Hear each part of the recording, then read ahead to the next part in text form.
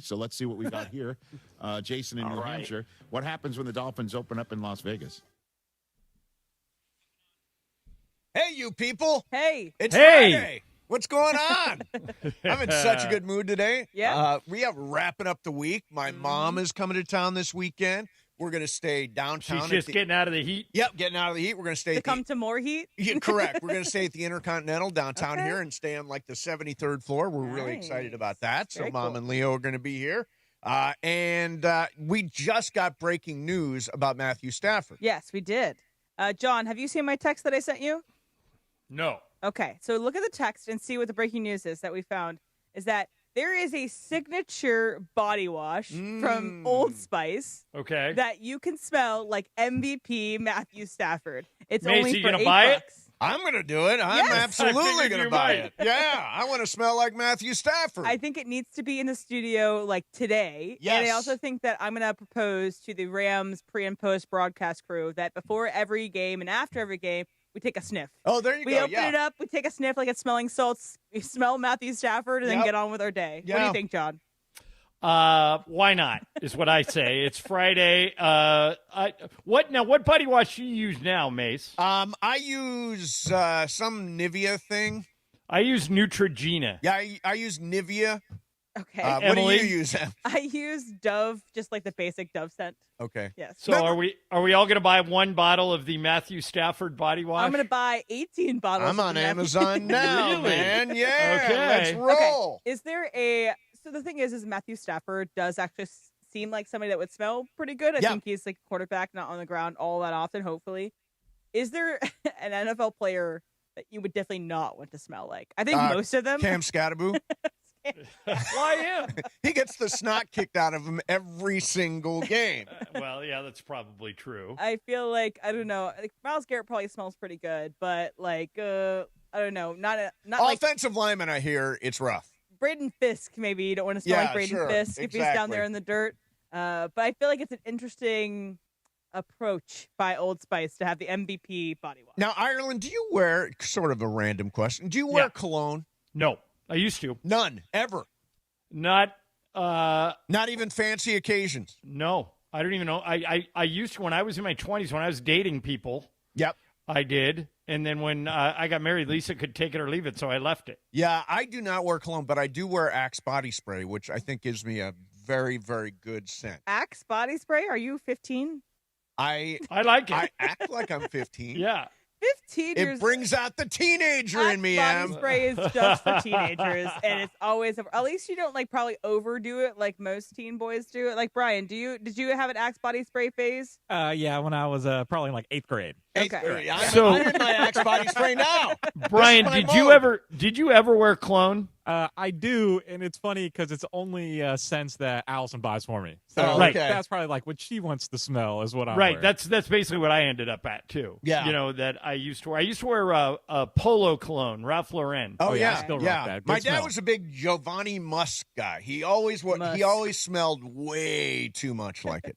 Way too much I will like say it. it's always worse to have too much than to have none at all. Right. I guess Yeah, we'd it's say, not like, good if they can smell you coming from 10 feet away. One time I got into a Uber from Hollywood Bowl to take me home, and it was so over. It wasn't like the scent in the car. Was it cologne or perfume? It was cologne. Yep. And it was a Do man. you think it was the driver or the It was people that were in it before you? 1,000% the driver. You don't think he just turned around and sprayed the cologne in the room to make it smell almost made better me in the nauseous. car? No? It almost made me nauseous. It was way too much. So obviously too much is a lot, but just in general, deodorant is a good place to go. See, I think the older a woman gets, the more perfume she wears. Like That's not a ridiculous point. because sometimes I it's find like, that to be true. that old lady is like there's a cloud when Yeah. she leaves the room. Maybe cloud a of certain perfume. generation of older lady, maybe they've always worn a lot of perfume That and they could just be. happen to have that because, I mean, I think my generation has like a, you know, I wouldn't say I've been around a lot of women that like put in a ton of perfume. Yeah. But it's more just like I can smell like the laundry more. Right. Like a nice scented laundry. Like, who was the last athlete that put out a cologne? It used to be everybody. You know, it's like standard issue. I I'm remember Derek Jeter, Lamar it's my cologne. Odom having one. I remember What would Derek he smell Jeter's like? cologne. Lamar I Odom? think Lamar and Chloe had one together. Sounds Okay. about right. Yeah, that makes sense. For the That would make Kardashians. sense. Yeah. Yeah. But yeah, the cologne thing. Okay, and wait, good for Matthew Stafford. I have a question for all of you. Yeah. How do you tell someone they smell bad? I don't. You don't? I You just don't. stick it up? Yep. Have you I ever don't. told somebody they smell bad? Anybody here?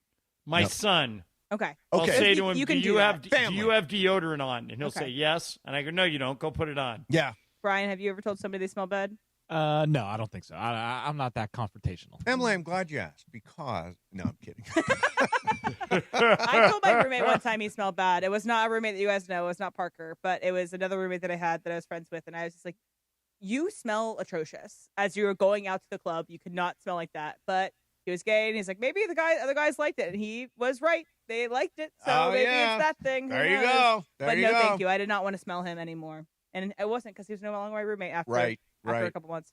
So, But, John, I want to ask you this, and then I'll start the show with it. What do You got you? it. How do you interpret the song "Hotel California"? What does it mean? Oh, I have an answer for that. Okay. Do you want me to give it to you now or wait? Wait. Okay. Wait. I didn't realize you would have an answer so quickly, but no. John always has the dance. Yeah, that was like instant reflex. I know. Yeah, I happen to know what that song's about. Okay. I might have an alternate definition, alternate description. All right. Okay. Well, with that, I think we can Yeah. wrap before the Okay. So that's before the growl. It's Friday, so any effing thing in the world can happen here. Ireland's in Idaho. I'm here. M's here. BC's here. You picked the right spot. We're on the radio. We're on the app, and we're on the YouTube. I tell him my guy, attorney Big Al. Big Al and his team have been helping accident victims across California for more than 15 years. 1-800-HURT-123. That's 1-800-HURT-123. They're available 24/7. 1-800-HURT-123 or check them out online at attorneybigalca.com. Attorney Big Al is attorney Ken Klein based in Los Angeles. The summer savings are heating up at George Chevrolet. Lease a new 2026 Chevy Equinox LT for just $259 per month for 36 months and just $4,082 at signing. Visit George Chevrolet off the 91 freeway, Lakewood exit in Bellflower, and GeorgeChevy.com. Chevrolet, together, let's drive. Offer on approved credit through GM Financial and requires a current Chevy lease and household, plus tax, title, license, registration, government fees. Down payment includes $85 dealer doc fee. Vehicle subject to prior sale. More than 5 available at this price. Offer ends 8/2/2026. Call 866-949-4805 for details.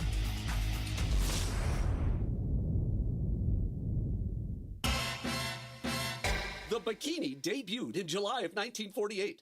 Coincidentally, that's the last time I felt ready to wear one. Now your top reasons to visit Morongo. Appetite for Destruction plays the music of Guns N' Roses. Poolside playback, August 13th. Number 2. Summertime is pool time. Rent a casino with a private pool. And the number 1 reason. Don't pay high prices for gas. Morongo's Travel Center prices are the lowest priced gas around. Morongo, good times. Shohei Ohtani's interpreter was fired today. Ippei Mitsuhara ran up gambling debts to a Southern California bookmaking operation. The inside story of the biggest scandal in modern baseball. He was absolutely bananas, the amount of bets he was making. I've never seen anything like it. From 30 for 30 podcasts, this is The Betrayal of Shohei Ohtani. Presented by Gusto. Episodes 1 and 2 available now. Listen wherever you get podcasts. Rich Eisen here. We talk a lot about battles in sports. Teams battling through adversity, athletes fighting for every yard. The toughest warriors I've ever seen, though, aren't on the field. They're kids fighting cancer. Their families standing beside them. Doctors, nurses, caregivers. That's why I'm proud to support Hyundai Hope on Wheels. For over 28 years, they've helped fund pediatric cancer research, raising more than $303 million and supporting over 40,000 children. Learn more and donate at HyundaiUSA.com/Hope on Wheels. The home of USC football, and now the home of The Rich Eisen Show. Weekdays 9 a.m. to noon, KSPN Los Angeles, a Good Karma Brands radio station. ESPN 710, Los Angeles. And it is the biggest show on the radio. Mason and Ireland is on for your Friday afternoon. Ireland, best show on the radio. Here we go at FN Friday, a feel-good Friday. This 31st of July, 2026. The Hall of Famers are here. Mason, Ireland, Johnny I from that Idaho compound. And look at this. You hear his voice saying, "Whose house?" at SoFi Stadium, the great Sam Lagana. The Hall of Famers the biggest show on the radio, Mason and Ireland on ESPN LA, the home of the Los Angeles Rams. Beautiful, man. See, that's the kind of power you have when you are a season ticket holder, like one Steve Mason. Plus, coming at 1 o'clock, your chance to talk to the fellas during Sports Graffiti. Do you know why nobody cares about the Clippers and and Kawhi? Yeah, explain it to us, because we don't understand why one team would be allowed to circumvent the salary cap and all the others wouldn't care. They haven't won anything. They're not going to win anything. If they were winning, then it'd be a different story. They haven't won anything. What a Friday afternoon it will be. Producer Emily's here. Producer Brian Cohen. The social team in the back and you. Let's do it. The biggest show on the radio. So with that said, let's get this show on. Mason and Ireland. Your Friday afternoon in the South End right now. Good afternoon. It is an epic Friday, as Morales mentioned there. And, of course, one of the big questions of the day, John, I want you to answer this. Okay. Whose house? Well, this year it's the Rams' house. It is the Rams' house. Yeah, it's the Rams' Super Bowl to lose. Yes. But I want you, Mace, to enjoy it step by step. I am. Do not just jump to the don't do like what we've done with the Dodgers all year, which is basically the regular season is a dress rehearsal. It doesn't matter. We know that unless something really weird happens, the Rams are making the playoffs. Right. But enjoy the journey. Yeah, I'm going to enjoy the journey. I will be devastated when it is appropriate to be devastated. I will be excited when it's appropriate to be excited. And I think you're going to have a great year. Really great year, actually. All right. So, John, I asked you this before the growl. I want to ask you now. The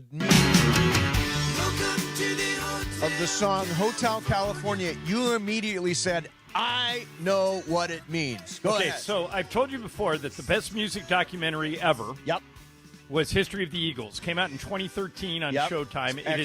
It is very long. It's more than 4 hours long. But those guys are all incredibly honest about what that song and what that time in their lives were like. So my interpretation after watching that documentary of Hotel California, I think the way Henley explained it, Fry wrote it, Felder did the music.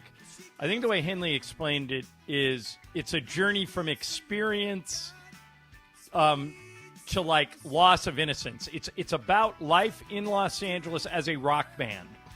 And the big line, you can check out anytime you like, but you could never leave, to me has always meant they've reached this iconic rock star status. Right. They're going to all these parties. They're living life in the fast lane, which is another one of their songs.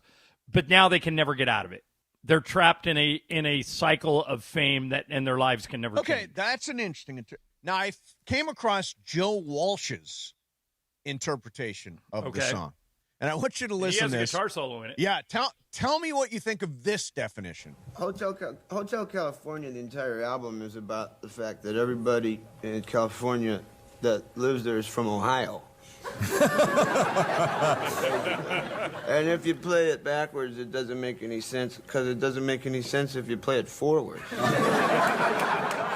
So we didn't have any reference to anything other than trying to make a musical statement about how the whole state is like a hotel, you know?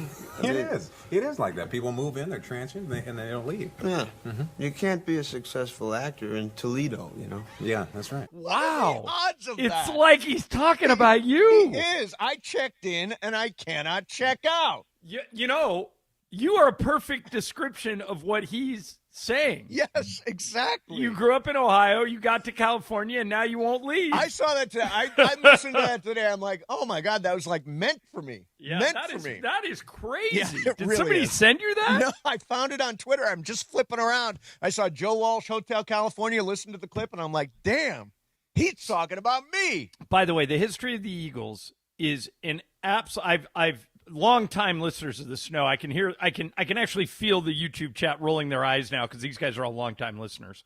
But History of the Eagles is the best rock documentary I have ever seen, and there's not a close second. It is so good. And Mace, you've seen it, right? I have. It's a great documentary. It is like epic. I mean, it's longer than one of their concerts for sure. And, right. It's 4 hours long, but it goes through the entire history of the band. You've not seen them yet, have you, at Sphere? No. Oh, but I think gotta get you in there. I think they're coming, done. Yeah, no, they're coming back. I was Really? texting with Deacon the other day, and he says the Eagles are going back to the Sphere this fall. So maybe it'll work. I'll check some dates for you. Yeah, well, It's what I an hope is unbelievable show. we go to Vegas in October with the Lakers, and that's how I got to see U2 at the Sphere. Right. Is the night before we played our preseason game, U2 was there, and the great Harris Rosner at VIP Tickets got me in. He the man. So I will. Yeah, that's encouraging. Yeah. So, John, you sent a story today about the Lakers and how people are higher on them than you are. Well, one person is. I know multiple people. Who do you know that thinks they're going to win more than 53 games? I will tell you this. Andy Kamenetsky has them at 50, so almost. Okay.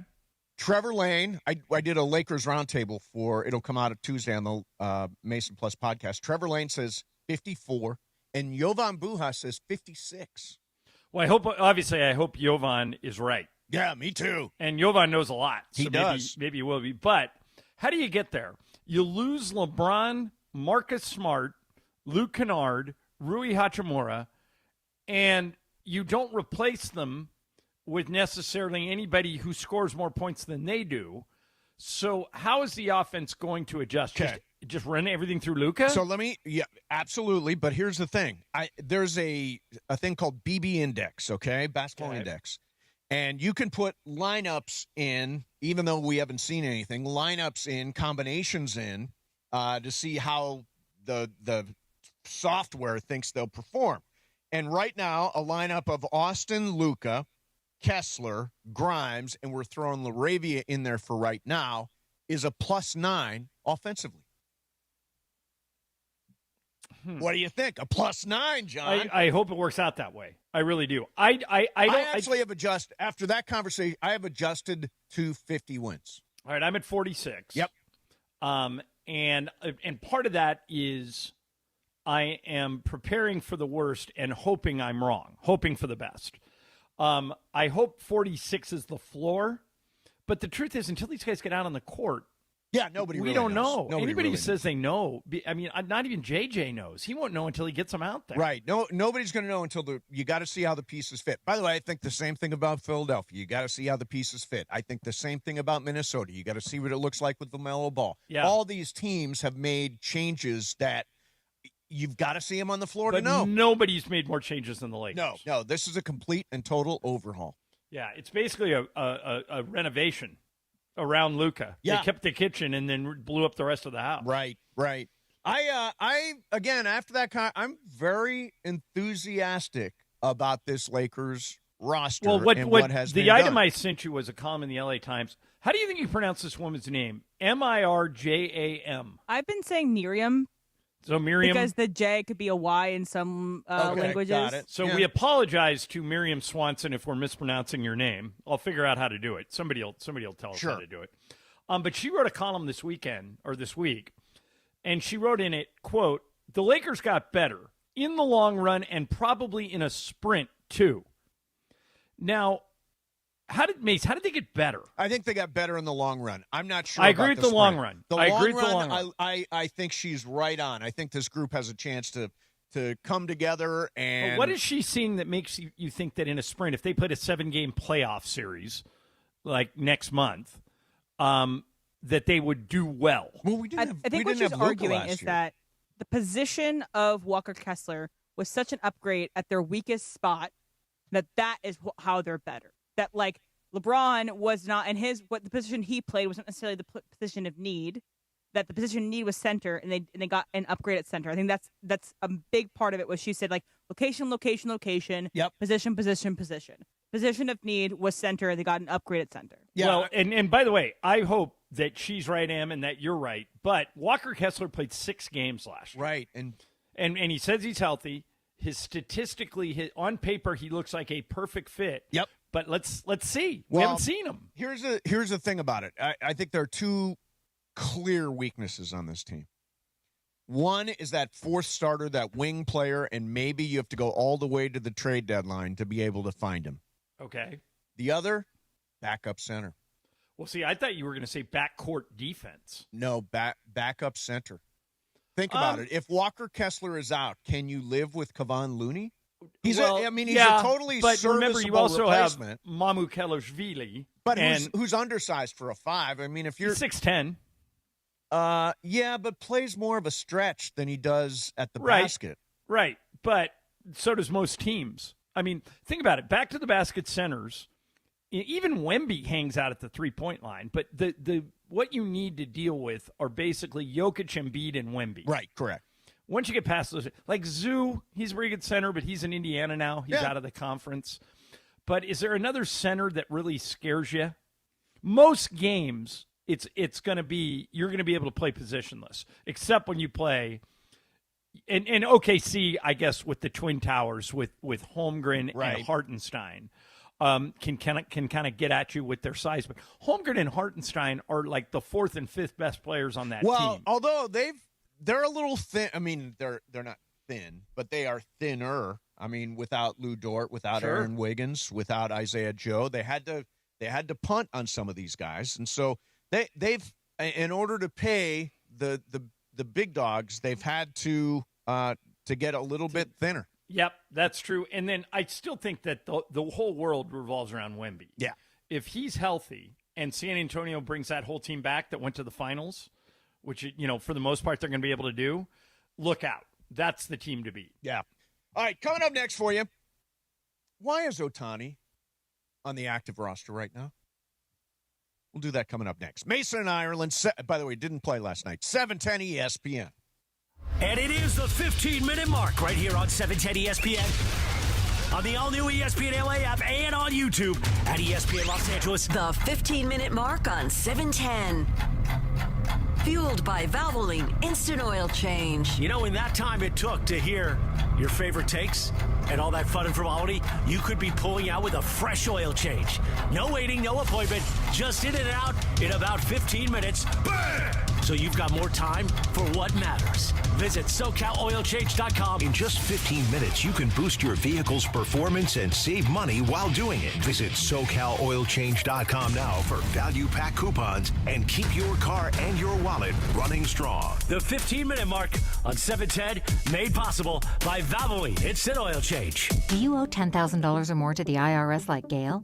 When I retired, I just let all my taxes pile up. I had gotten many threatening letters. The one that said they were going to try and take my property was probably the scariest. When I found out that I owed close to $300,000, I was in total shock.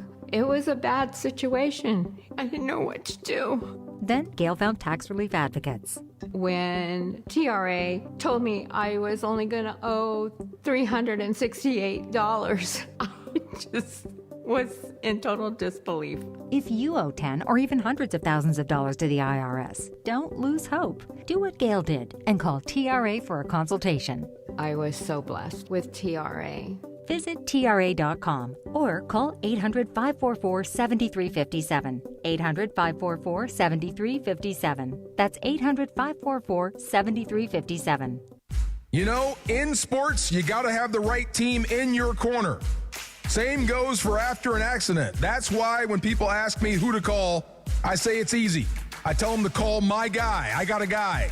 Attorney Big Al. Big Al's been helping accident victims across California for more than 15 years. He's an LA native, a huge sports fan. Wait till you hear him go. And he knows that after a crash, things get overwhelming fast. Between dealing with insurance companies trying to rip you off, trying to get your car fixed, trying to find the right doctors if you're hurt, it can be a lot. It can turn your whole world upside down. That's where Big Al and his team will step in for you. So lock this number in your phone. 1-800-HURT-123. 1-800-HURT-123. They'll help guide you through the process, protect your rights, and help you understand what you may be entitled to. And here's the biggest thing. Don't let the insurance company call the plays. Call 1-800-HURT-123 or visit attorneybigalca.com. Attorney Big Al's attorney Ken Klein, based in Los Angeles. Rich Eisen here with some advice. If high-interest credit card debt is grinding you down, it might be time to call an audible with a SoFi personal loan. It consolidates your debt into one low monthly payment with no fees required. And with as soon as the same-day funding, you can make the right play fast. Call an audible on your debt today at SoFi.com/debtplay. Loans originated by SoFi Bank N.A. Member FDIC. Terms and conditions apply. NMLS 696891. Fast funds terms apply at SoFi.com/debtplay. Drip Drop is doctor-developed, proven fast hydration that helps your body and mind work better. Trusted by firefighters, medical professionals, and over 90% of top college and pro sports teams. Drip Drop is engineered to hydrate faster and more effectively than water alone, with 3 times the electrolytes of leading sports drinks. Stock up now at dripdrop.com and use promo code RADIO20 for 20% off your first order. That's dripdrop.com, promo code RADIO20. The OGs of LA Sports Radio. So that's why I deliver. Red light player. When the red light goes on, look out, I'm on it. That's Steve Mason and John Ireland. That's what they say is you're a red light player. Especially in Amsterdam. Oh, yeah. No, I never played there. Mason and Ireland. Right now. All right, if you're just tuning in, we're keeping track of everything for you. Tarik Skubal has yet to be traded, but we'll throw a parade once he gets here. Once he shows up at Dodger Stadium. He could go to somebody else. Kelsey Plum, M tells me, is potentially going to be traded. I hate that. I mean, I understand why they're doing it. The Sparks are terrible. And she's their best player. I've heard the Valkyries potentially as a landing spot for her, but I hope she stays, but I understand why I love Kelsey Plum. Same. I like on the court, off the court. I just think she's fun. She gets it. Great player. I would love to see him keep her, but I understand. I mean, and what's it, 6 years in a row they're going to miss the playoffs? Yeah, it just feels like... For the same reason the Tigers should trade Skubal, right. the Sparks should trade Plum. It just feels like the Sparks have been just kind of mismanaged for a while now, and I just feel like there's so much power in LA. There's so many people that want to have a great WNBA team, and I just want them to get it right eventually. I wonder if Corey Close would leave UCLA to coach the Sparks. I kind of hope she doesn't because I love what she's done at UCLA, but I mean, she's already won the title. Yeah, sure. And her this isn't the right word, but her marketability, her stock is never going to be higher than it is right now. And the Sparks coach doesn't win, so maybe you could talk Corey into leaving and come take that job. I don't know. If you ask Michael Thompson, he'd want Caitlin Clark to be here tomorrow and Corey Close to be the coach. Who says no? Yeah. Who says no? I hope Michael's right. Would love to have both of them. So, John, this Portland Trailblazers, this Tom Dundon guy. Yeah, this is a story, isn't it? It really is. I mean, cheap ass, gotten blown out half the organization. But won a Stanley Cup with the Carolina Hurricanes. By the way, that's what makes this story so hard to swallow. I've been sending you guys like different stories throughout the week about Dundon. Yep. And one thing about this dude is he doesn't negotiate. He just tells you what his terms are, and then he does it. Right. And so it has a lot of people thinking that the end game is he'll take that team out of Portland. And our old friend Bill Oram, who used to come on our show a lot when he was a Laker beat writer, is from that part of the world. He's from Oregon. So a few years ago, the Portland Oregonian hired him to be their lead sports columnist. And, I've heard if Dundon moves the Blazers, I've heard a lot of possibilities. I've heard, Emily mentioned he owns the arena and the team in Carolina. Yep. So he can move him to Raleigh. Nashville doesn't have a team.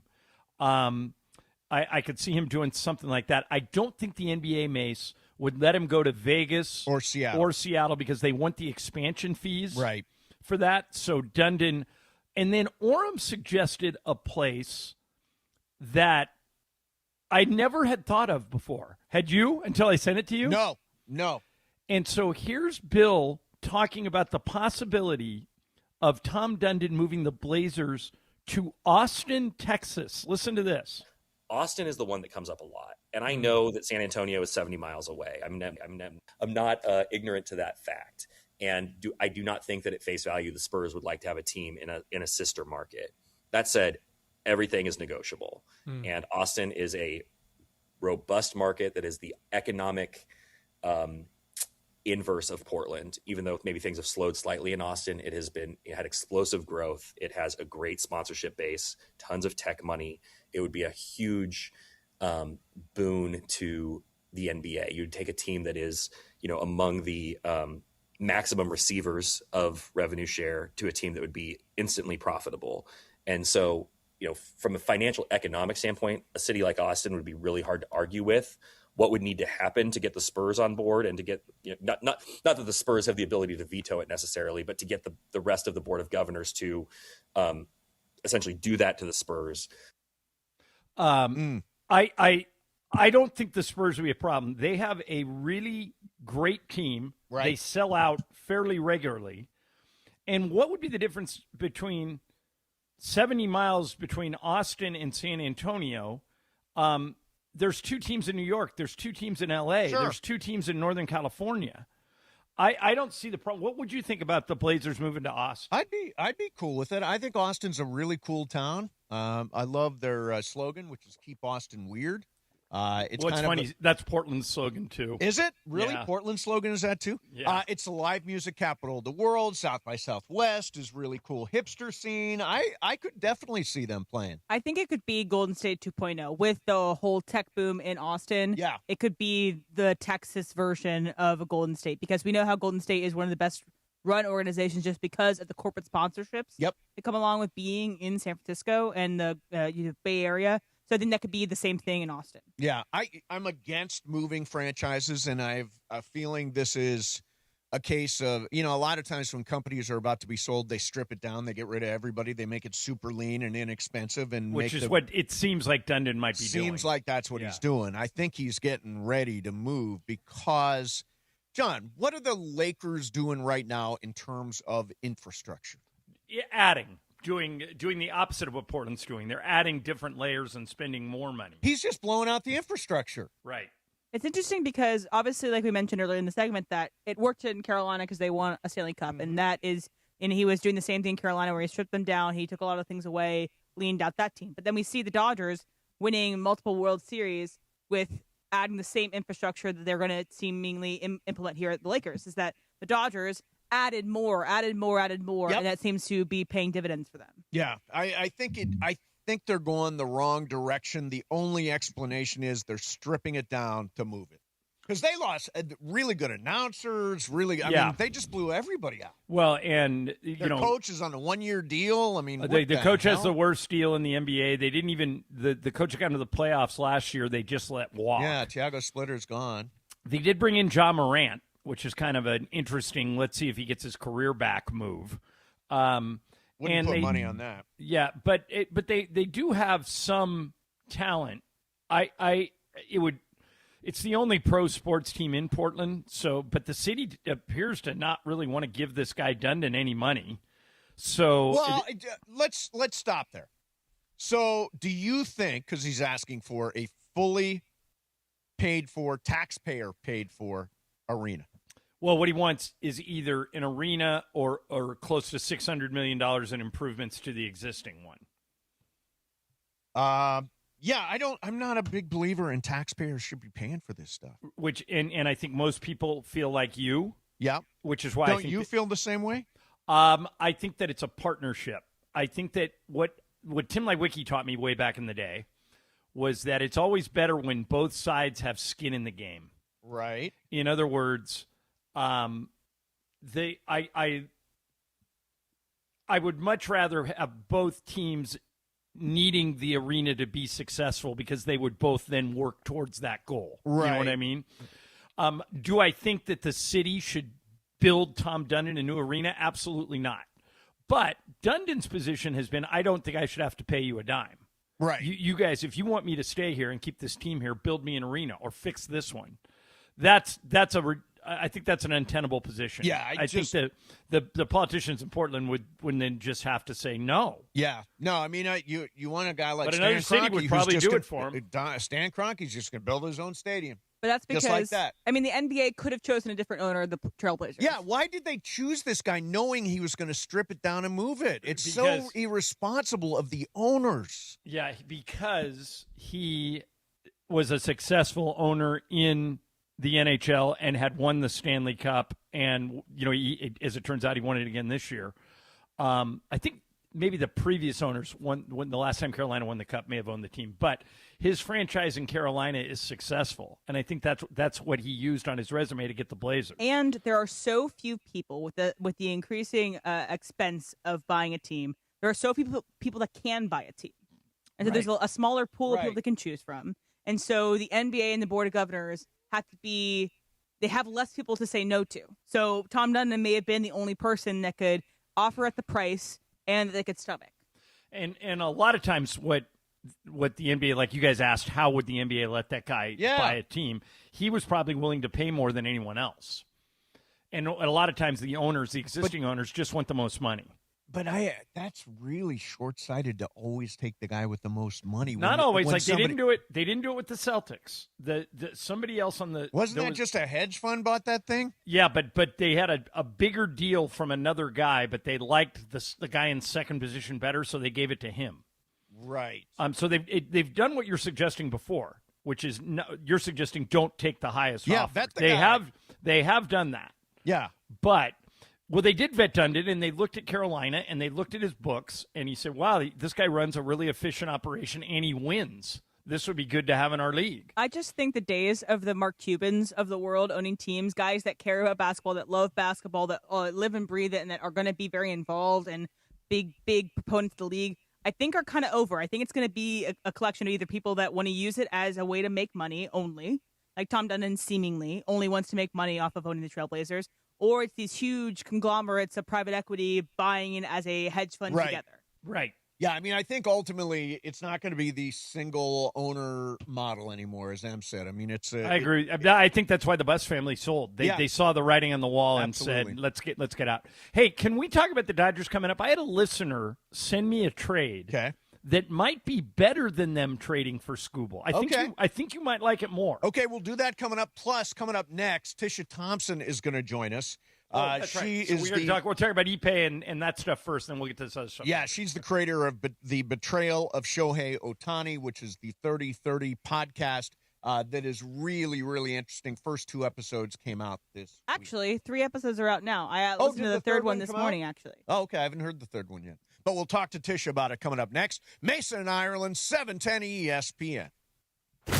Rams training camp is here. All the coverage on your home for Rams football in the Southland. ESPN LA. We are back at Rams training camp this afternoon at 3 p.m. with DeMarco Farr, Marcus Grant, and Momo Ramona Shelburne. Rams training camp on ESPN LA. Made possible in part by Pechanga Resort Casino. Rams training camp this afternoon at 3 p.m. on your home of Rams football, ESPN LA.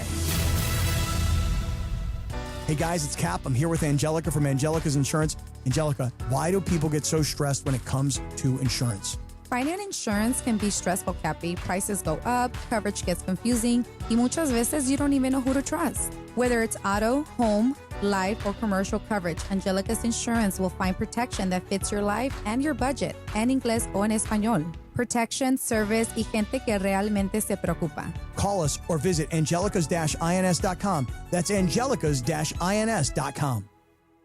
Hi, it's Ramona Shelburne. Right now, lease a brand new 2026 Hyundai Palisade SE for just $299 a month. Comes with owner's insurance and America's best 10-year, 100,000-mile powertrain limited warranty. Take it from me. With next-level customer service and incredible dealer incentives, your next Hyundai is waiting for you at Hyundai of Glendale. Call 818-222-8000 or check them out at HyundaiofGlendale.net. $299 per month plus tax. Close and lease for 24 months. $47.49 total due and signing plus government fees and taxes. Unapproved above average credit through HMF. Social security deposit. 7,500 miles per year. 20 cents per access miles. Expires 7/31/26. Head to Waba Grill for $5 happy hour. Weekdays starting at 2 p.m. Choose from 5-piece dumplings original or chili crisp or a spicy boom boom taco. Pair with your favorite premium beverage, including our new strawberry watermelon lemonade refresher. Both for just $5 only at Waba Grill. Your ambition just met its match with Robinhood. You push yourself in everything you do, scanning headlines for insights, keeping an eye on the market. Robinhood puts you in control of your money, all on one platform. You expect more from yourself. Expect more from your money. Get started today at Robinhood.com/yourmoney. Again, that's Robinhood.com/yourmoney. Your money, your move.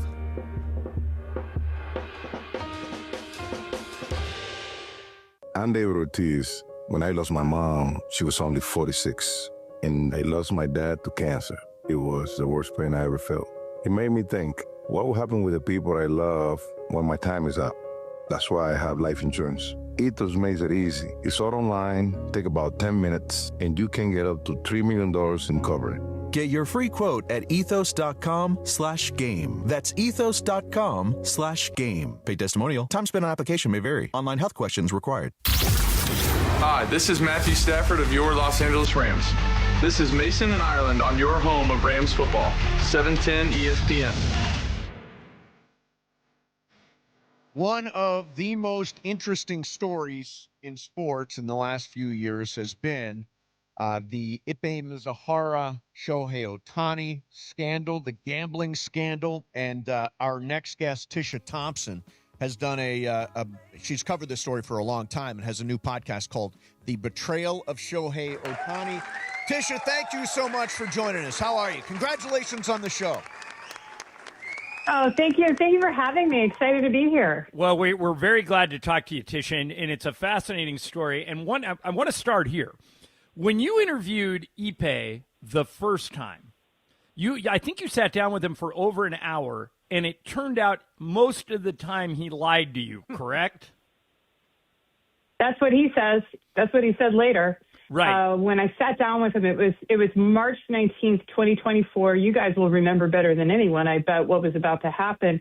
He was in Seoul, South Korea with Shohei Ohtani and the Dodgers because they were getting ready in the morning. For them, it was morning time for the opening game of the regular season. They were playing the Padres, what would be nighttime in Korea. But for me, it was the middle of the night when I was interviewing Ipe on March 19th, 2024. Okay, so Ipe tells you, if I remember correctly, he initially told you that Ohtani helped him pay off debts to a bookie. And then 24 hours later, he reversed and recanted a lot of that stuff. So my question for you is, how did you, now the story is kind of blown up into a jigsaw puzzle with all these pieces. How did you decide what was true and what wasn't? Well, that's why we are excited to finally be able to tell the full story on 30 for 30's new podcast, The Betrayal of Shohei Ohtani. Nicely done. Because episode 1 primarily, got to tell you what this is about. Episode 1 primarily sets up what I knew going into that interview, how I got the tip and the homework I did, so to speak, interviewing sources, trying to get documents, trying to figure out what the heck was going on. And then I do the interview with Ipe, and fans will get to listen to the interview and will know what I know when I'm doing that interview. And they will get to hear what Ipe says to me in that first interview. And as you said, it was less than 16 hours later, Ipe suddenly says, no, when I say to him, did you lie to me? He says, yes. I said, did you lie to Shohei? He says, yes. He says that Shohei knew nothing about the betting and that he had nothing to do with the payments. So we then spend episodes 3, 4, 5, and 6 really looking at what Ipe said. Who is Ipe? Most of episode 3 is us digging into Ipe's background. We were able to track down some friends that knew him growing up in Diamond Bar and really begin to understand who Ipe is, because when we first started researching him and trying to understand who is this person, we came to realize everybody knew Ipe because he was Shohei Ohtani's interpreter, but no one actually really knew Ipe. Folks that I know who had stood next to him, at games, said they had no idea he was married, for instance. So episode 3, we really get into that. And then episode 4, we talk to the bookie, and his perspective is fascinating. He takes us into the poker game where he meets Ipe. And then Tisha, are you talking about? 6, we get into the federal investigation. Yeah, I'm sorry to interrupt you. Are you talking about Matthew Boyer? Is he the one you talked to in? I am. Okay, so we had him in studio. I am. And Mason I know you did. Yeah, Mason and I found him very engaging.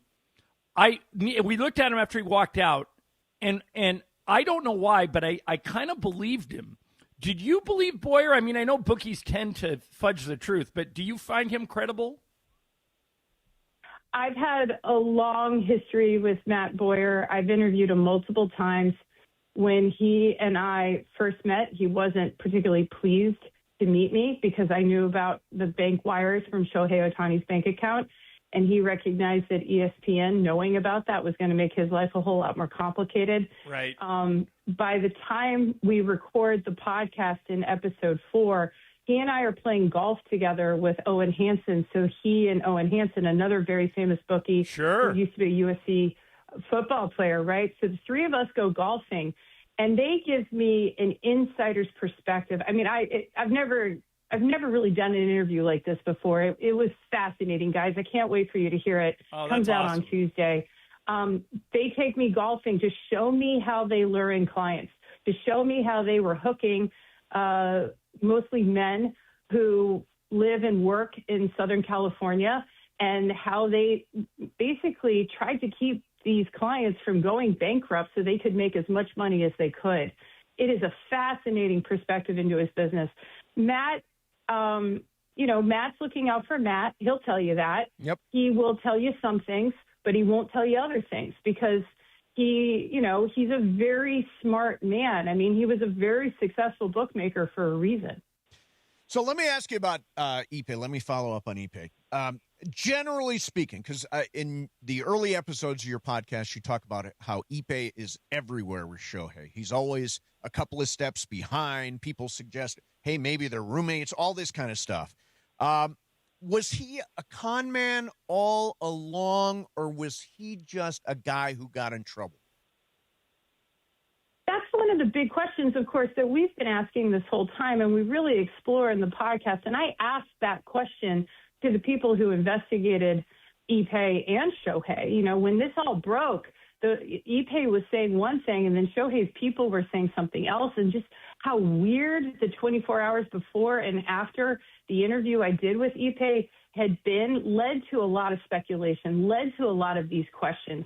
And, that was why getting into Ipe's background and understanding who Ipe was growing up. And, we come to find out that Ipe lied about almost everything that was in the media guide that is given out to reporters like you and me. At the beginning of the season, we get a media guide, and it gives us the bios of all the players, and there's some personnel, and who's this coach, and who's this front office guy. Well, in a very unusual move, the Angels put out the media guide for Ipe, and they had a bio for him. And, after our story broke, came to find out that, for instance, Ipe said that he went to college at UC Riverside.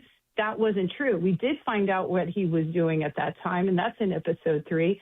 And then during the interview itself, I was fairly confident in real time that there were times that he was lying to me. A very good example is I had very good sourcing that told me that the wires were at least $16 million from Shohei Ohtani's bank account to Matt Boyer's illegal bookmaking operation. I had that multiple source. I felt very confident in that number. And then right before I was getting into the interview with Ipe, I had some sourcing that said, no, wait, the feds may only be aware of $4.5 million. And so I was like, ooh, okay, that's a lot less money. And I go into the interview with Ipe, and I say, how much money are we talking about? And he doesn't want to tell me. He says it's embarrassing. And I say, well, I have sourcing that it's at least $4.5 million. And he's like, yeah, that sounds right. I mean, this is millions of dollars, guys. Wow. Right? Millions of dollars. Wow. And I say, well, is it more than that? And he says, I don't think so. So that's an example where internally in my head, I'm like, okay, all right. So then, of course, the federal investigation comes out. They say, oh, it was more than $16 million. It was closer to $17 million. And there was a number of other things that come out in the federal investigation that we go into in great detail in episodes 5 and 6, because I think that level of detail is really important for fans to understand why the feds came to the conclusion that they came to. For instance, the lead IRS investigator, who was the one who was actually reading 40,000 text messages, 40,000 text messages between Shohei and Ipe in Japanese. They had to, translate those. Of course. Yeah. Found not one message that they believe had anything to do with sports betting or Matt Boyer or transferring money, anything like that. And they didn't just stop there. They went and looked at Matt Boyer's phone. They had done a raid on Matt Boyer's home where they got all kinds of receipts and betting records and bank account information. And they compared that, of course, to what they got from Ipe's phone, because when he got fired by the Dodgers, The first thing he did was he was shipped back to the United States, and he landed at LAX, and there were already federal agents waiting for him to start interviewing him about what happened. This is such an interesting story. We're talking to Tisha Thompson, who has a 6-part podcast on ESPN podcast about Ippei Mizuhara and Shohei Ohtani. All right, Tisha, here's the $1 million question. Mason and I debate it all the time. My instincts tell me that Shohei had to know something. He had to know that Ippei was betting. Mace says, I don't believe it. I think the guy had so much money. He trusted this guy, and he didn't know. Do you believe, Tisha, after doing this podcast series, that Shohei had knowledge of Ippei's sports betting and how bad it was? Do you think you're the first person to ask me that question? I don't know. I think everyone asks you that. Anybody wants to talk to me about. Exactly. Yeah, it's the only thing anyone has wanted to ask me and wants to talk to me about for the last 2 years. I mean, truly, my eye doctor, I can't get my eyes examined without him wanting to know. You know, he's got me in the machine, and he wants to talk to me about it. I'm on the sideline of my kid's game, and, all the dads want to know, what do I really know? Here's why I'm particularly excited about the podcast. I obviously know a ton. I've talked to a lot of people. I looked at a lot of documents. I did that interview. And I would say to folks over the last 2 years, wait until you hear this interview, because you'll understand why that's a hard question for me to answer. So here's what I will say. The feds say Shohei Ohtani is innocent. They said they found no evidence that he knew anything about the betting or had anything to do with the payment of the debts. I want people to listen to all 6 episodes so that they can know everything I know. And I will be interested to hear what you guys think after you hear all the stuff that I know. Fair enough. Cool. Let me ask you one last question. I mentioned this the other day. There was a time when I had a business manager, and I didn't exactly know what was going on with my money at all times. Is Shohei a victim of being too trusting, living in a bubble? Can this happen to other famous people get cleaned out this way? What do you think? Well, you just put your finger right on one of the other very big questions for me. There was a lot of questioning when this broke. It was like, how on earth does someone not notice $16 million leaving their bank account? And first of all, the man makes $125 million a year in endorsements. That's not his salary for playing baseball. That's not his other side business deals. It is so much money. Okay, so perspective is also important. But to your point, when you make that kind of money, you have a team of financial advisors and accountants and bookkeepers and sports agents that are supposed to be looking out for your welfare. And that, for me, as the investigative reporter, was one of the big questions: is where did the breakdown happen? Because for me, yes, this is a fascinating story between two men and a friendship that detonated. And of course, it happened to one of the most famous people in the world. I mean, Shohei Ohtani is a megastar. But it also, for me as a reporter, I want to pursue stories where we can learn something from it. And for me, the podcast is really a way for us to explore this idea of what do we learn from a tragedy like this? What do we learn, whether it is the teams, the leagues, the sports agents, or, even the media, about these very wealthy young men who are incredibly talented and suddenly have tons of cash coming at them, and the people that surround that person and the decisions that both the athlete and the people close to that athlete are making. We really get into that in episode 6. Awesome. Well, listen, it is a fascinating podcast. Congrats, I'm Tisha. a couple really of good. episodes in. Thank I know you. I missed episode 3. It came out today, but I will catch it. Well, you better listen to it. I absolutely it's all will. about Diamond Bar. The Betrayal of Shohei Ohtani is the 30 for 30 podcast. It's available on ESPN Podcasts or wherever you get your podcasts. Tisha Thompson, thank you so much for doing this. We appreciate it. Unbelievable project. Thanks, guys. You have a great show. Thanks for having me. Thanks, Tisha.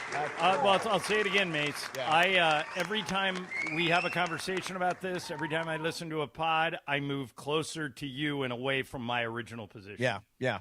I think it's getting. I mean, I can't wait to hear the rest of the show because it'll color this up even more. But yeah, I've generally I believe that. I believe that there is a bubble that celebrities live in. And this is not the only case of this. Like, for example, every once in a while you read about a famous person whose business manager cleaned him out. Billy Joel was a famous case of this. Kareem. Yeah, and it happened right under their noses. Hey, Rams training camp is back today. Tune in this afternoon, 3 to 6 p.m. DeMarco, Marcus Grant, and Ramona Shelburne at training camp. Wow. Momo heading out to Rams camp. Over at LMU, training camp coverage on ESPN LA is powered by Waba Grill. It is for you. Coming up next for you, Icebreakers, Mason, Ireland, 710 ESPN. All right, if you get in any type of illegal situation, doesn't matter. We were just talking about Ipe and lawyers and people going to jail. Like that, yeah. But we're talking primarily if you get in an accident. Yes. You get in a car accident, you get in a scooter accident, and it can be really any type of accident. When there was a chemical spill down in Orange County, Jacob and Marani helped all those people. And Mason and I come on the radio all the time and try and explain this to you guys, that the best part about Jacob is the consultation is free. And if he takes your case, you don't pay him unless he wins. Right. So put this number in your phone, 800-345-6789, 800-345-6789. Mace, it's a number you have used personally. I have used personally. I will say this. Jacob is our friend. We trust him. I trusted him when I was in an accident. And any different type of accident has all of its own issues, whether it's Uber, Lyft, commercial truck, scooter, bike, whatever that is. Jacob will find his way through it. He'll get in the weeds, and he'll make sure you get the compensation that you deserve. 800-345-6789. That's 800-345-6789. Or call jacob.com. Mason and Ireland, 710 ESPN. LAFC is on a roll with 4 straight wins. And now it's a showdown at the top of the Western Conference. Sun has gathered and it's scored again! Sun Heung-min and Denis Bouanga are both red hot, scoring in 3 straight matches as the Black and Gold take on the Vancouver Whitecaps, with both clubs tied at 33 points. Denis Bouanga is absolutely red hot. LAFC versus the Whitecaps. Coverage begins tomorrow at 4 p.m. on the ESPN LA app. The summer savings are heating up at George Chevrolet. Right now, save up to $11,000 off MSRP on select new 2026 Chevrolet Silverado 1500 models. Visit George Chevrolet off the 91 Freeway, Lakewood exit in Bellflower, and GeorgeChevy.com. Chevrolet, together, let's drive. Total discount includes $1,000 trade-in assistance for qualified buyers who traded in a 2012 or newer vehicle, plus tax, title, license, registration, government fees, and $85 dealer dock fee. Not all customers qualify. Vehicles subject to prior sale. More than 5 available at this price. Offer ends 8/2/26. Call 866-949-4805 for details. Less than 4 in 10 kids aged 6 through 12 are playing sports regularly. 4 in 10 kids? Let it sink in. Just 4 in 10 kids. ESPN is building a nationwide coalition powered by Disney called Take Back Sports, with the purpose of training more coaches, expanding access, and creating community-driven sports programming that puts kids and fun first. We're working on that story. We hope you'll join us. Visit takebacksports.org to learn more. Harry Douglas here to help you ignite your taste buds with Firework Freeze 5-hour energy shots. Juicy cherry, citrus lime, and blue raspberry. It's that iconic freezer pop flavor, but with none of that guilty sugar aftermath. The perfect summer kick. It's delicious, portable, zero sugar energy shot bursting with flavor. Bring on the summer with Firework Freeze 5-hour energy shots. Available online at 5hourenergy.com and on Amazon. Oh, it's Icebreakers time. Oh, right. That's right. The big voice guy. Listen to Mason and Ireland. Weekdays noon to 3 on ESPN LA. Exactly right. Time for Icebreakers on Mason and Ireland. Icebreakers made possible by Blue Ice Vodka, your fit-friendly vodka with no sugar added, 64 calories an ounce, and keto-friendly. Let's do it. Icebreakers, presented by Blue Ice Vodka on Mason and Ireland. Take it away, producer Emily. All right, so the month of July has been locked up already. You're going to win this, John, but it's just by how much do you win? You may have won this month by the most you've ever won by. Really? I'm going too hard. I'm going to try and peak on peak. What's the score? So John has 70 points. 70 points. The others have 34 points. Yeah. Mason has 28 points, and Brian has 6 points. So the right thing to do, Mace, for me would be tank.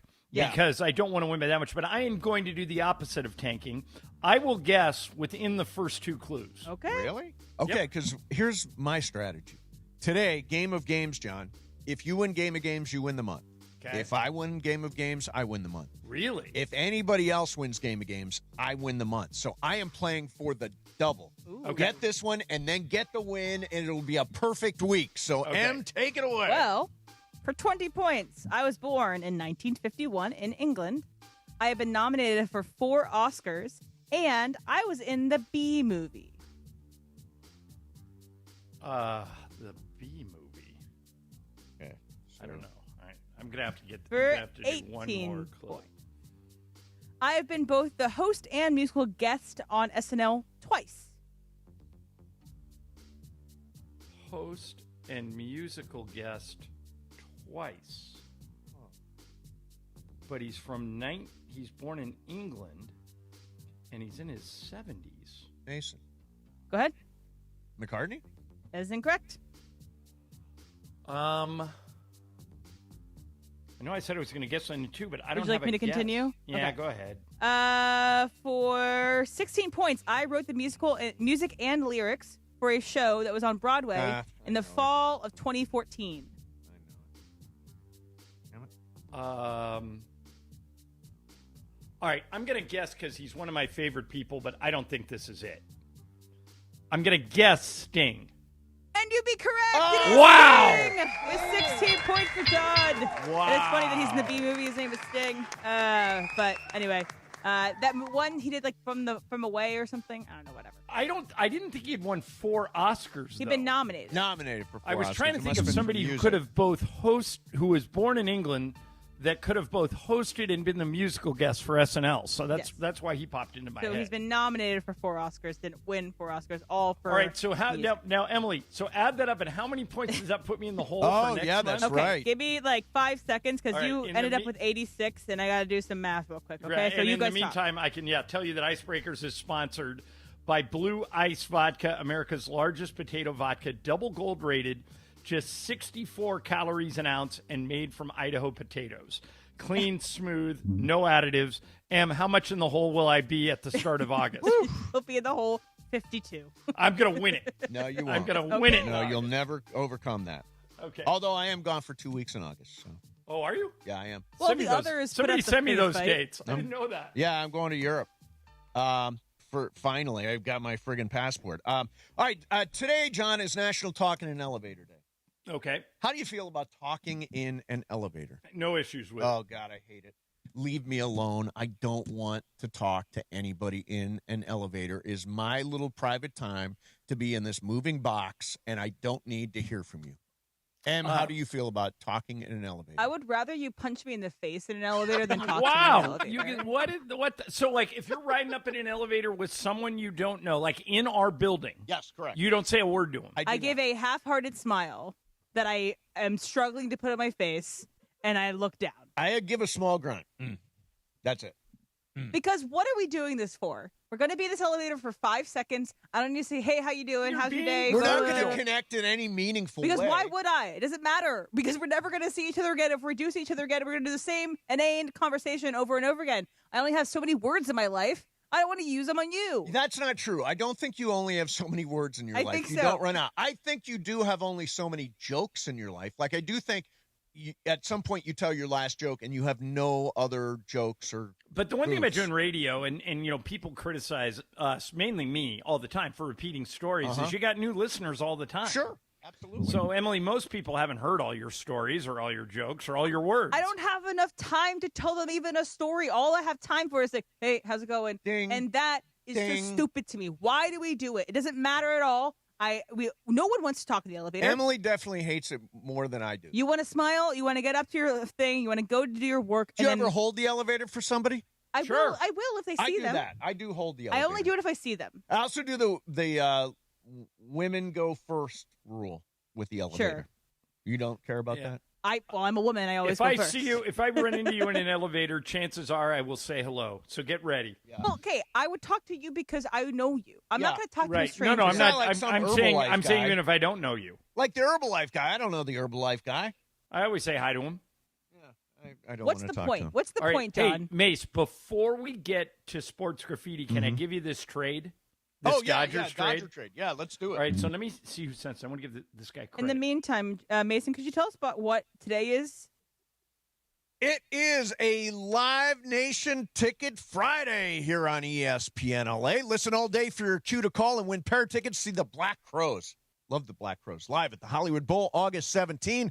A legendary band, an unforgettable night. Listen all day long for your chance to win, presented by Live Nation only on ESPN LA. All right, hit me, John. All right, the trade is from Ellie De La Cruz, 22. So this guy's a Reds fan. Reds fan, yeah. All right, so he writes, who says no to this deal?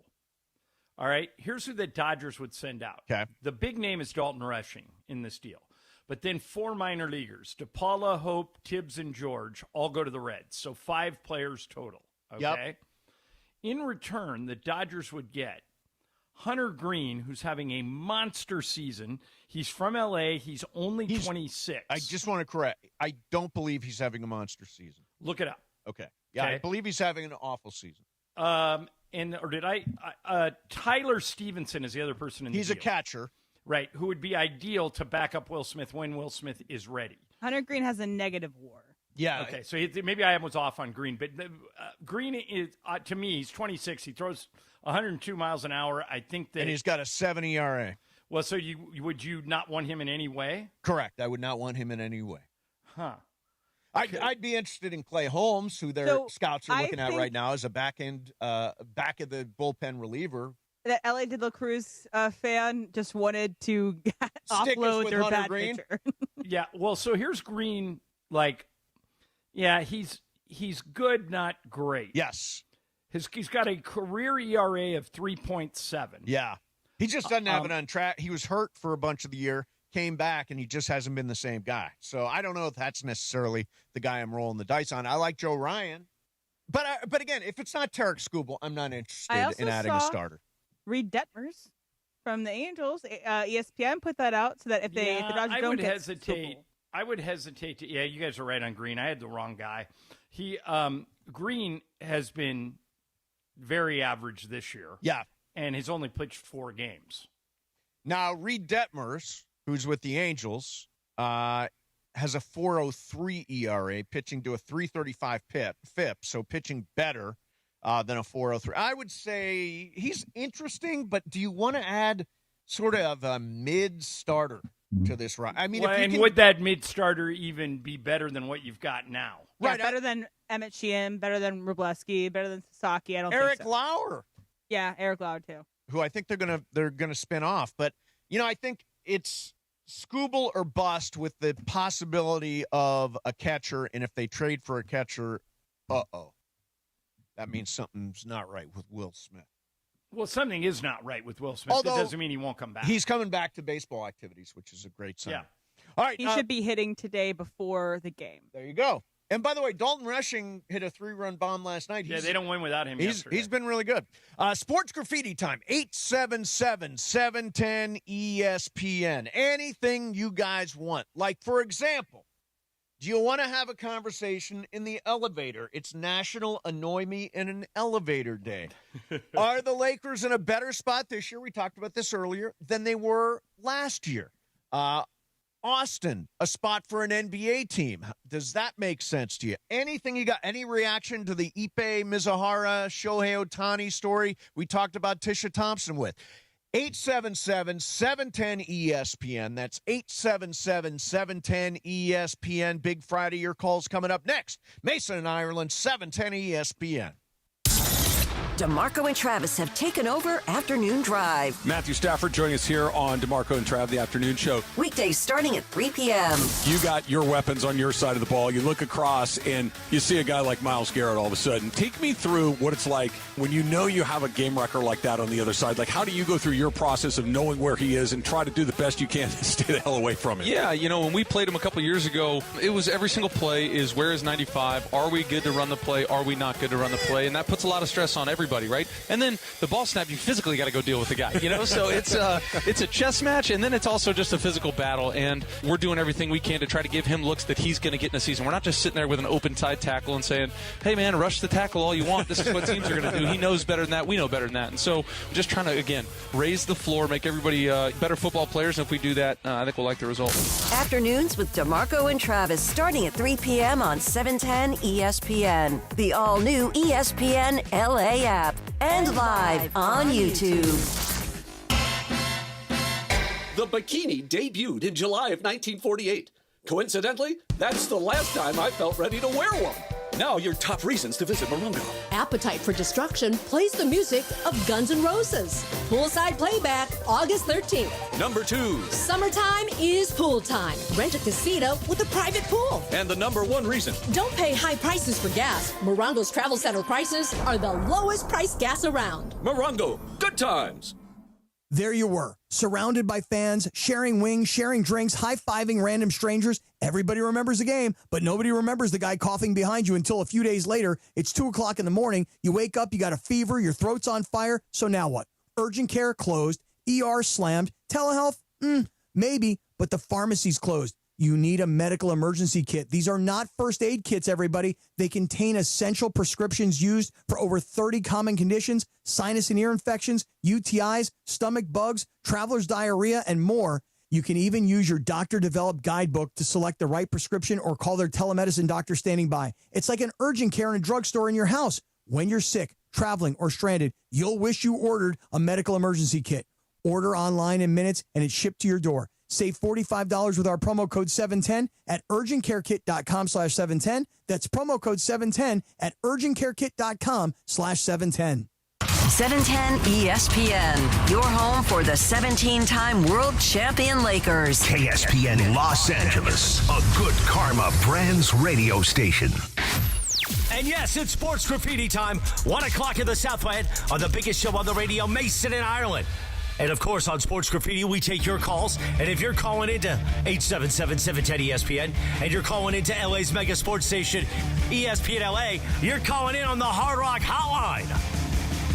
The Hard Rock Hotline, made possible by Hard Rock Casino Tajon. Bringing you Sports Graffiti today. Experience gaming, dining, and live entertainment at the easiest drive from downtown LA. Must be 21 or older. Gambling problem? Call 1-800-GAMBLER. You get to talk to Mason in Ireland during Sports Graffiti, and we know everybody loves Mason in Ireland. Let's do it. Sports Graffiti time. Take it away, Mace. All right, the Hard Rock Hotline is open now, brought to you by Hard Rock Casino Tajon, and all the lines are lit up. Let's start out. Let's start out with Lewis and Temecula. Hey, Lewis, you're on Sports Graffiti. What's up? Hey, gentlemen, gentlewomen. I just want to say that I love the show, and I'm on this one with John. Kindness is free. It doesn't take that much effort. I feel like it takes more effort to be rude. So you just don't know what people are going through, and sometimes a quick hello or a quick greet could change the day. Yeah, Mace, what if the guy's a giant Steve Mason fan and you walk into the elevator and you give him the cold shoulder? That's totally different. If it's a fan, I handle it differently than if it's that guy from Herbalife that gets here the same time as me every day. But how do you know if he's a fan if you don't say anything? Somebody would say something if they were a fan. I get that all the time. Hey, I love your show, blah, blah, blah. But you say, don't talk to me, we're in an elevator? Yeah, 3 seconds with some lady from the conga room. I got no clue. It's an inane conversation that doesn't need to happen. We don't need to say hello, good morning. It doesn't matter. Yeah. You guys are both grumps. Nah, screw you. Let's go to Dave in what's that? What are you asking, Dave, and what?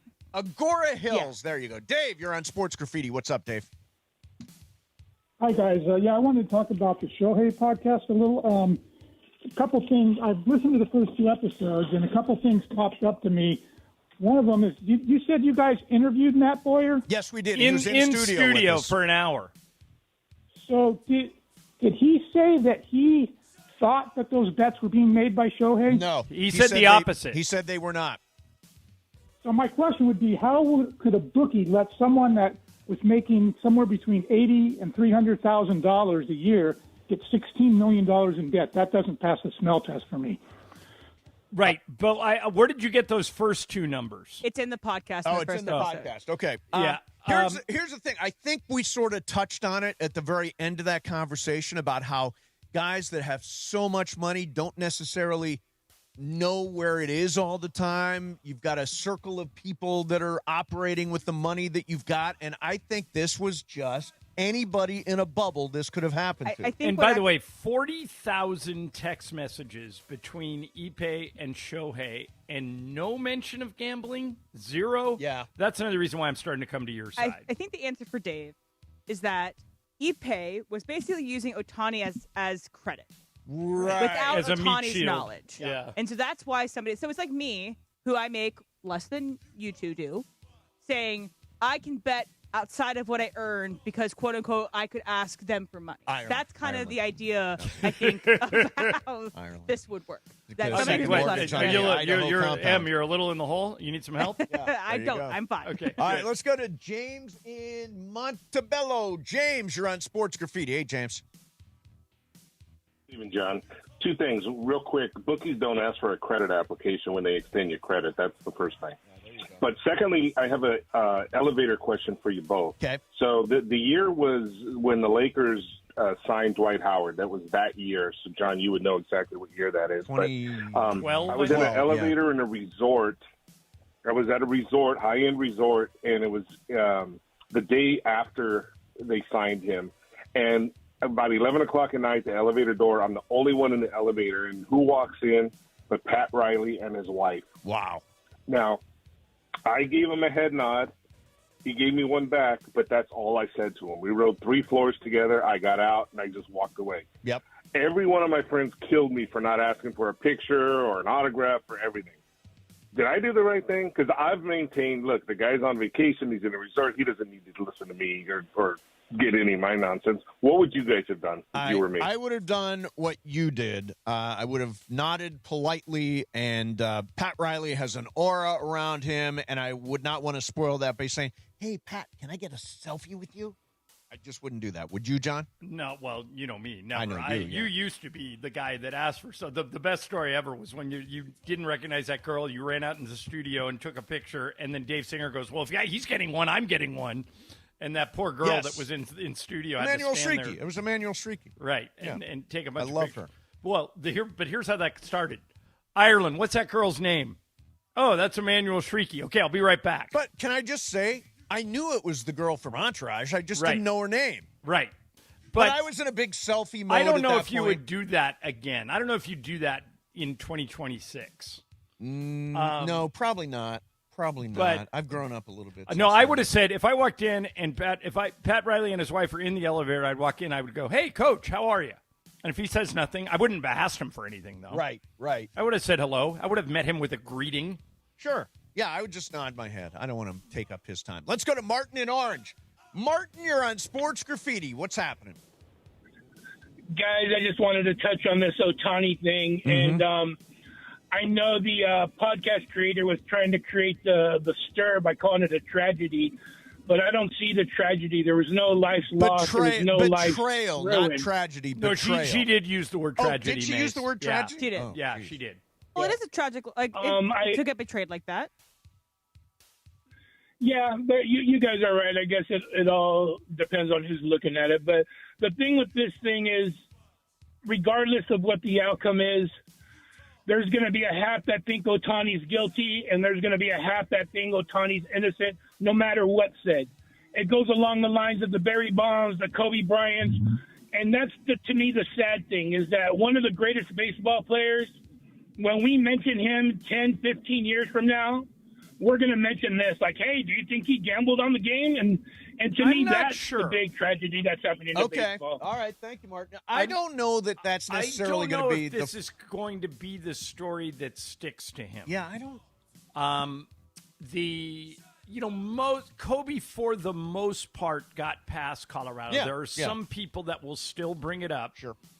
But for the most part, that's not his legacy.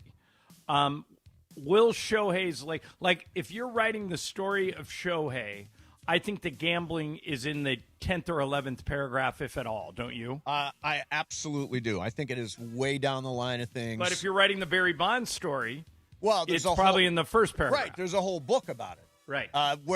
As opposed to Shohei, where it seems like Tisha is not going to necessarily make that that connection was made between Barry Bonds and Balco. So I think that's a very different story. Let's go to Anthony. Anthony is in Riverside. Hey, Anthony, what's up? Good afternoon, fellas. Afternoon. Question for you: why does Matthew Stafford not get the respect like certain players like Aaron Rodgers does? Like, I think is it because he played in Detroit? I mean, people talk about Aaron Rodgers, people talk about Steve Young and different quarterbacks, but they never give Matthew Stafford the respect he deserves. Why is that? I would disagree with you. He's the reigning NFL MVP. Yeah. You don't win MVP unless people respect you. I saw a segment this morning, Mace, on if you had one quarterback in one drive to win a game, who would you take? And everybody in the panel took Stafford. Yeah, I mean, he's got more come-from-behind wins than anybody. Well, to come from behind, you have to be behind. I'll just say that. But well, he played in Detroit a lot of years. Yeah. Exactly. I think until last year, why he wasn't necessarily considered in the top 5 or whatever is because you couldn't point out a year where he was the best quarterback in the NFL until last year. Until last year, I could understand maybe why, because there are years that you can say, oh, it was Brady, oh, it was Peyton Manning, oh, it was Aaron Rodgers. But I think now he's solidified himself into at least like the top 5 of this generation of NFL players. By the way, I want to point out I was not he is number 1 in come from behind fourth quarter wins among active players. Brady had more, Peyton Manning had more, Ben Roethlisberger had more, and Matthew Stafford has 39, just 2 behind Roethlisberger. All right, just out of curiosity, I just pulled up Barry Bonds' Wikipedia page. Okay.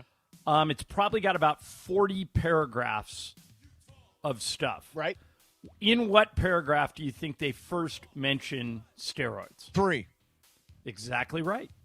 3rd paragraph. I would have thought it would have been in the first. Now, do the same thing with Shohei. See where the gambling scandal comes up in Shohei's Wikipedia page. Yeah, that's a good. I don't think it'll come. Yeah, right. while you're doing that, let me get Chris Ward in here, our friend Chris Ward. Oh, hey, Chris, what's happening, man? Man, best show on the radio. What's happening? Hi, afternoon, guys. Afternoon. Oh, man, I got a couple things I want to bring to you guys, man. Big shout-out to my wife, Miss Alex Therese Weaver. I have a 2-year-old girl, 5-year-old girl, and a freshman in college, Cal State Fullerton girl. We're about to have our first boy on Monday. Oh, congratulations, Chris! That is awesome news. We're gonna name him. Steve Ireland. Steve Ireland. That's a very catchy name. Very catchy. Second thing. You guys were touching on a subject earlier about having these millionaires have taxpayers pay for their ventures. Yep. If we're paying as taxpayers paying for these millionaires' ventures, we should get 50% off the tickets. Let me know. I don't know if that'll happen. I don't think it's realistic. Think it's realistic? But it's like my idea. That's a really good idea. That if you have a professional sports franchise and you don't have a winning season for 10 years, you'd be forced to sell your team at market value. Yes, it'll never pass because the owners are the ones that would have to pass it. Right, exactly. By the way, I looked up your Shohei thing. Yeah, it's one of those things. Probably 50 paragraphs in, very, very bottom. There you go. So like maybe the last thing. One of these things that could help the regular people in LA City or whatever city is, hey, if you want money to build your building, then you have to give a discount to people who live in LA. So maybe that's the way in which both sides can. So like if he wants to stay in Portland, let's just say that Tom Dundon wants to stay in Portland or whatever, wants to get money from Portland to renovate the stadium. Moda Center? Yeah. You give a 10% discount to people who can prove with their IDs they live in Portland. Yeah, that's actually a better idea. That's a better idea. Again, I don't know how practical necessarily, but it's an interesting idea. By the way, I was just out of curiosity, the funding for the Vegas stadium, about 38% of it was public funding. Right, which is, I don't think, a bad deal because then both the city and the owner have a vested interest in that building succeeding.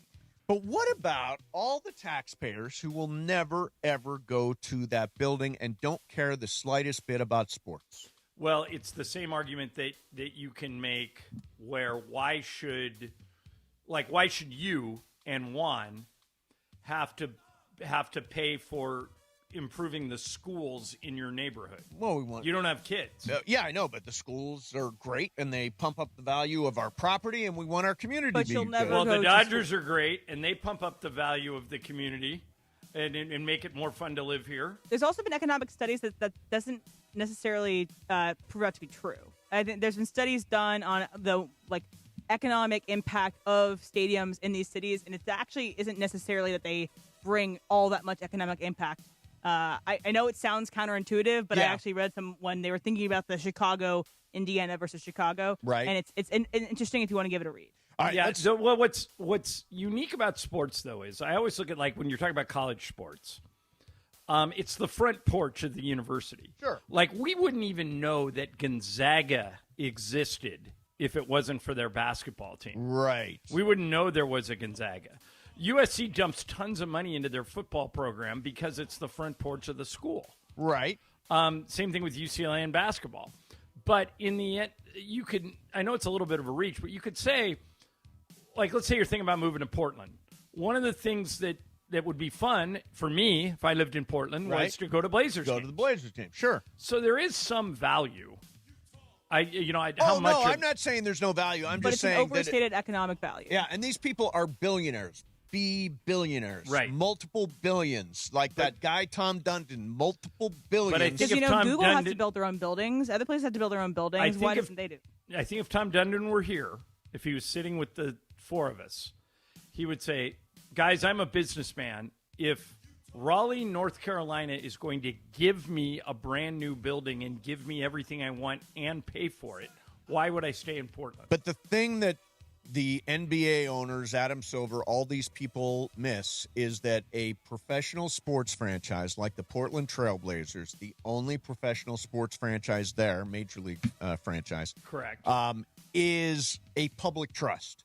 That you have a bond with your city, and to rip that out, years ago, the Rams and Raiders got ripped out of here.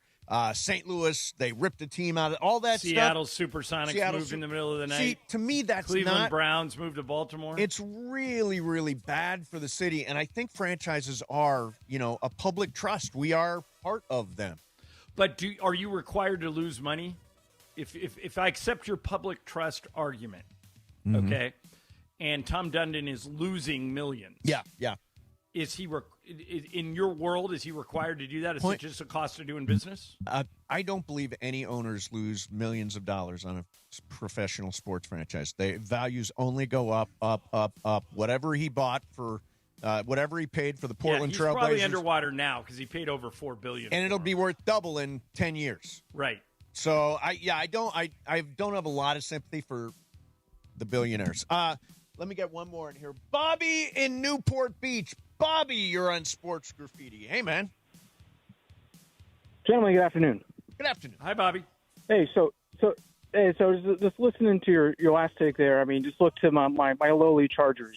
San Diego taxpayers didn't want to step up a little bit, and then they bolt for the free stadium in LA. Right. But that's not what I called. Talking about the elevator dilemma as an experienced elevator rider, I think some small talk is kind of off limits in the elevator. I mean, you never know how long you're going to be trapped in there with that person. You kind of have to buy your time, carry the conversation. A good hello, how do you do? I guess that's good enough.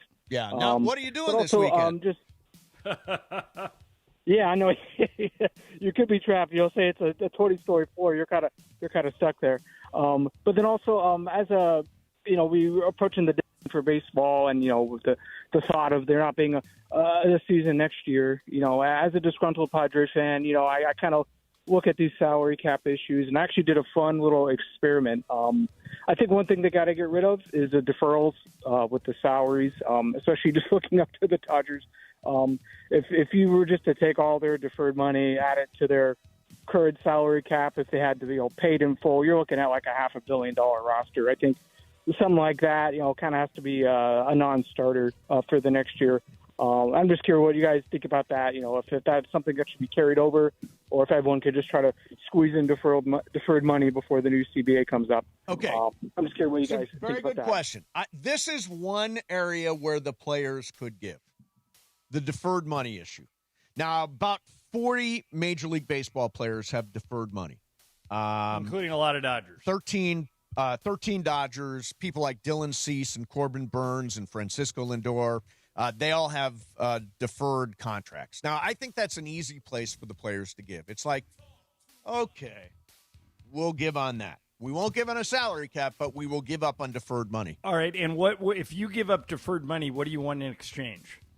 Because every time you do one of these negotiations, if you're willing to give up deferred money, what do you want me to give up if I'm the owners? If you're the owners? Yeah. Well, aren't you just agreeing to not have a salary cap? We're throwing That's you what a I bone would, so there's no salary cap? That's what I would want. All right, so I think there is a deal to be made here. I just don't know if these two sides want to make it.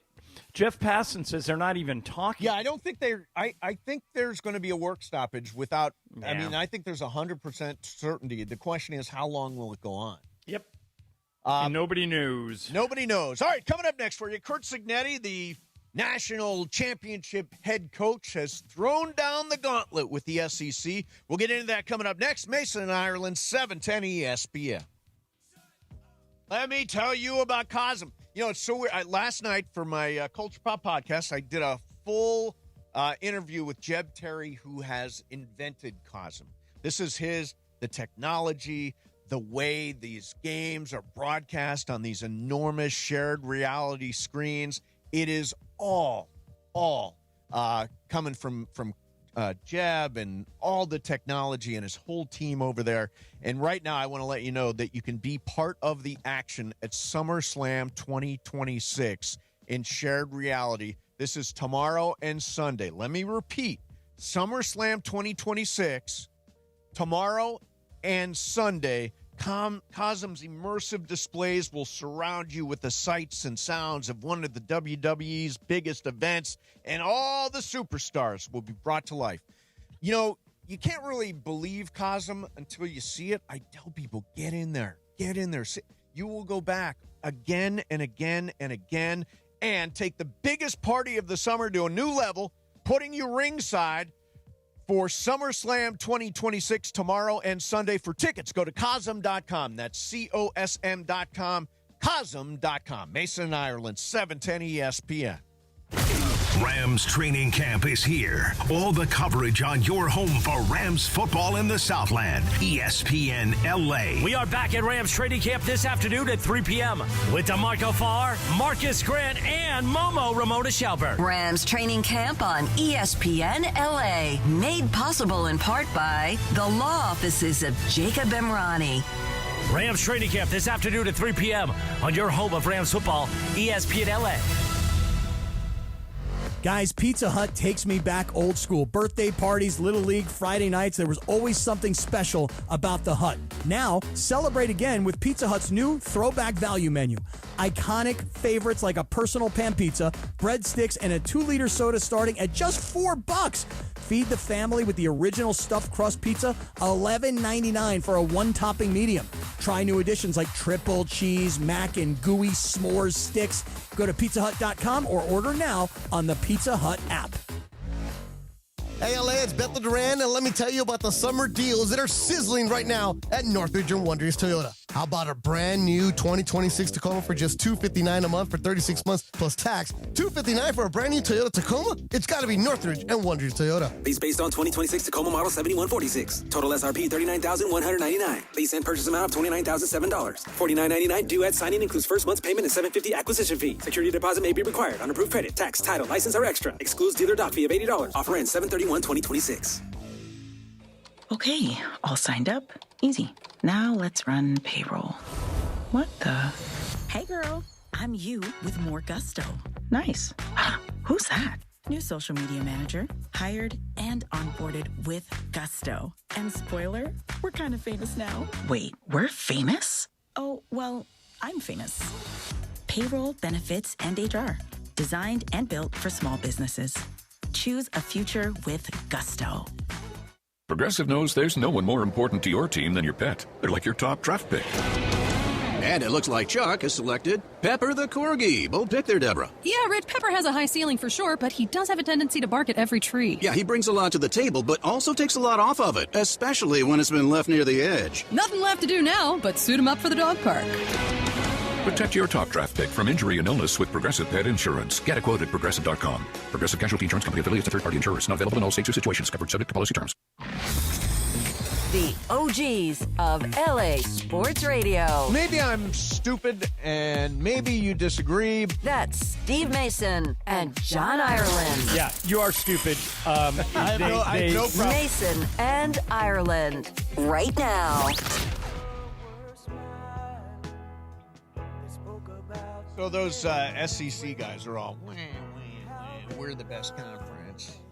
Well, the last 3 national championships have been won by the Big Ten. Oh, yes. Yes, they have. The first Michigan, time, Ohio State, Indiana. The first time ever that 3 different teams from a conference have won national championships in 3 separate years. SEC's pretty good, though. I think if you go back 25 years, they've won 13.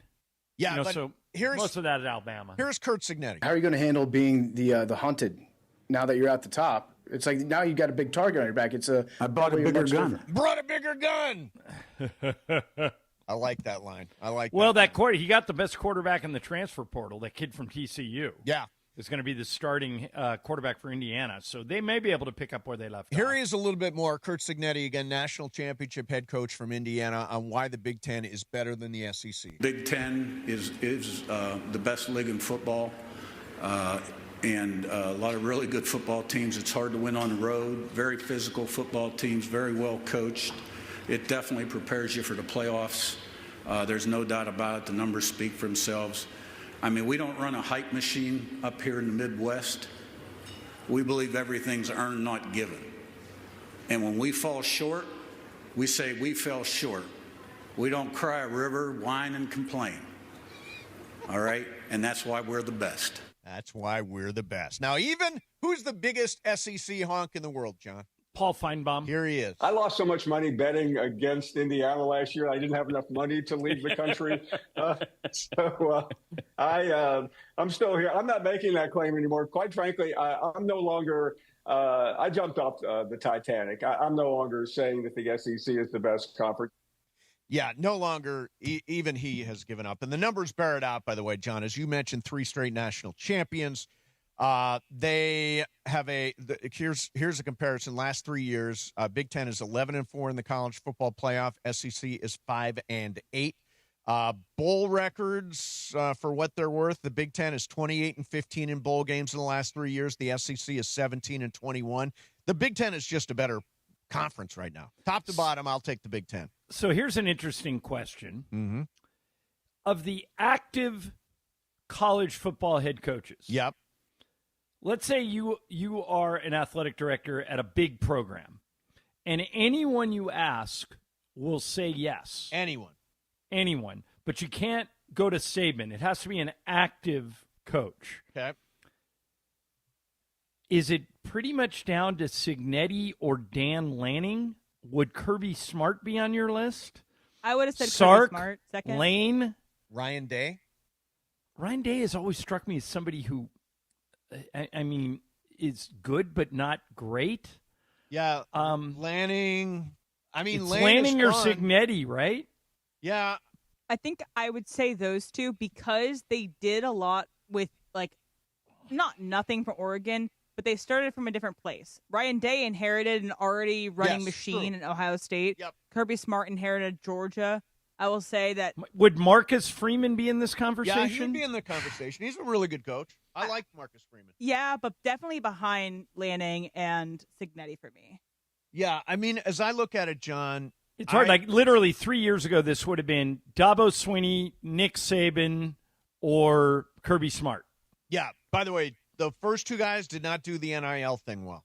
Right. Dabo Swinney still is intent on trying to avoid the transfer portal. You can't be a winner in college football and ignore the transfer portal. Wait a minute. Mike Lombardi and Bill Belichick say they don't need it. Sure. They said just take high school kids. Exactly. Yeah, I mean, I think that most guys. Now, how much of Signetti is Signetti and how much is his payroll?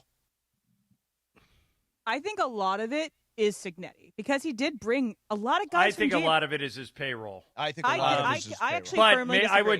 I would tilt towards you, but probably not to the degree. He brought a lot of He brought a lot of guys from JMU, from James Madison University, and brought him to Indiana. He turned Indiana around. His coaching style has turned guys that were either discarded from other groups or didn't have the same skill level and brought him to another level. Like Fernando Mendoza, sure, was fine at Cal, but he took it to another level at Indiana. I think. All right, I'm going to give the same percentage to three people. Okay. Curt Cignetti, Dan Lanning, and Marcus Freeman. I would all say it is 70% coach, 30% payroll. Are those numbers too high or too low? I agree with those numbers. I do not agree with those numbers. I think you think it's more 50-50? Curt Cignetti's playing with $26 million this year. He better win. Does he have the highest payroll in college football? Who has the highest payroll? Ohio State is bigger. Okay. Is Ohio State now bigger than Notre Dame? Ohio State is bigger than Notre Dame. Ohio State was the biggest last year. There are a lot of schools with very, very high payrolls that don't always make the college football playoff. They don't always win the national championship. Fits that description. But there aren't a lot of schools that win without a payroll. Yes. So that's why I agree with 70-30, not like 70-30 the other way. Like, who's Dan Lanning without Phil Knight? A very good coach still. Very good coach, but not competing for a national championship. Yeah, I think he'd become like Bob Chesney's a very good coach. I don't think he's going to win the national championship. UCLA doesn't spend the money. No, the Ches. Oh, by the way, I am definitely going to win the 5,000 mythical dollars because I think I was texting with Lincoln Riley last night. You were not. And I think Lincoln's going to come on next week. Show it to the camera. Your text with you and Lincoln Riley. That's private. He just doesn't have his phone. That's private. Oh yeah. Sure. Yeah. Hey, this is like the time you lost money to me when you said Jeannie Buss was coming on the show. Let's double it. Let's double it. You willing to go to 10K? No, because the fact that you want to double it means I know exactly what happened. You didn't text Lincoln, but you text Katie Ryan, and she did not reject you out of hand. She might have said, we'll try, and then she won't try, and we won't get anybody. So I need time to work my UCLA connections to see if I can get the Ches to the place where you have Lincoln with Katie. All right. We will attempt that. We'll find out probably next week. By the way, it is a Live Nation Ticket Friday here on ESPN LA. Call 877-710-ESPN. Right now, callers number 7 and 10 win a pair of tickets. See the Black Crowes live at the Hollywood Bowl on August 17th. What a great show. Don't miss one of rock's most iconic bands live at the greatest concert venue in Los Angeles, the Hollywood Bowl. For tickets and for more information, visit livenation.com. And good luck. Right now, callers number 7 and 10, you are winners. Mason and Ireland, 710 ESPN. DeMarco and Travis have taken over Afternoon Drive. Have you ever been in one of those 4DX theaters? The one at Disneyland for I Shrunk the Kids? Yeah, same idea. Yeah, that. Weekdays starting at 3 p.m. The one right here, the theater here, is a 4DX. Is it really? Yeah. Oh, I didn't know that. And I went over there to watch a movie one afternoon when I was doing the morning show, and I had something later that day, so I'm like, I'll go see a movie. I had no idea what it was, and I just went, and all of a sudden the seat starts shaking and water starts squirting around. The smells and the fog and all this other stuff. It's wild. They put smells? Yeah, like scents. So let's say you're entering it's an ocean scene. You can get like the scent of salt water in the air. Like they pump it into the room. It's they're not going to pump locker room smell, right? Well, they could. They're going to pump funk? I don't know. You know what I'm saying? I can direct the movie, but I mean, if you can put good smells in, you can put bad smells in too. Afternoons with DeMarco and Travis starting at 3 p.m. on 710 ESPN. The all-new ESPN LA app and live on YouTube. Football season is back, and ESPN LA and Waba Grill have your chance to win. Tune in to the DeMarco and Travis Afternoon Show the week of August 3rd for the Waba Grill Trivia Question of the Day. Be caller number 7 with the correct answer, and you'll score a $50 Waba Grill gift card. Every daily winner is automatically entered into Friday's random drawing for an unforgettable VIP game day experience. Listen all week on ESPN LA. Waba Grill, an LA original. Rich Eisen here with some advice. If high-interest credit card debt is grinding you down, it might be time to call an Audible with a SoFi personal loan. It consolidates your debt into one low monthly payment with no fees required. And with as soon as the same-day funding, you can make the right play fast. Call an audible on your debt today at SoFi.com/debtplay. Loans originated by SoFi Bank N.A. Member FDIC. Terms and conditions apply. NMLS 696891. Fast funds terms apply at SoFi.com/debtplay. Harry Douglas here to tell you about Fruity Rainbow 5-Hour Energy Shots. It's a fruity candy flavor explosion, and I mean explosion. Fruity Rainbow 5-Hour Energy Shots, a zero-sugar treat that's sweet tooth approved. These can take care of my candy cravings and provides a tasty caffeine kick without all the sugar. Fruity Rainbow 5-Hour Energy Shots. Get candy-flavored chaos with Fruity Rainbow 5-Hour Energy Shots, available online at 5hourenergy.com or Amazon. Rams training camp is here. All the coverage on your home for Rams football in the Southland. ESPN LA. We are back at Rams training camp this afternoon at 3 p.m. with DeMarco Farr, Marcus Grant, and Momo Ramona Shelburne. Rams training camp on ESPN LA. Made possible in part by Pechanga Resort Casino. Rams training camp this afternoon at 3 p.m. on your home of Rams football, ESPN LA. The biggest show on the radio. Simmer down. Just simmer down. Turn the temperature down a Did little. everybody's mom say simmer down? I That will was like the say common thing in my that would house. never work on me. To tell me to chill out. Oh, simmer down, man. Mason and Ireland on 710. Back to the guys.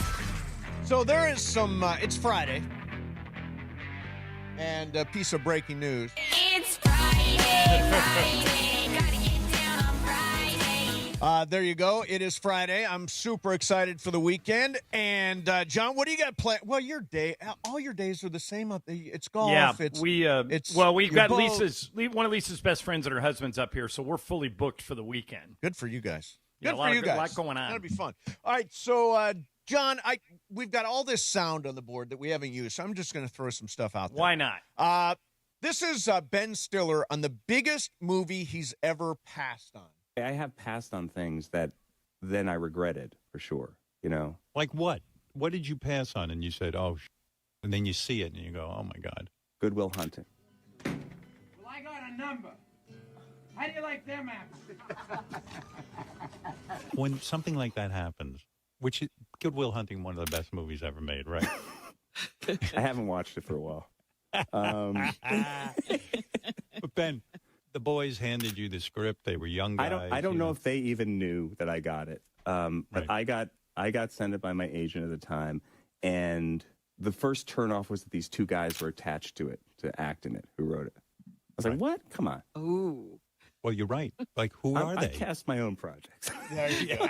There you go. Yeah, I mean, I think most actors probably have a role that they passed on that they're like, damn, what was I doing? What was I thinking? That's a good one.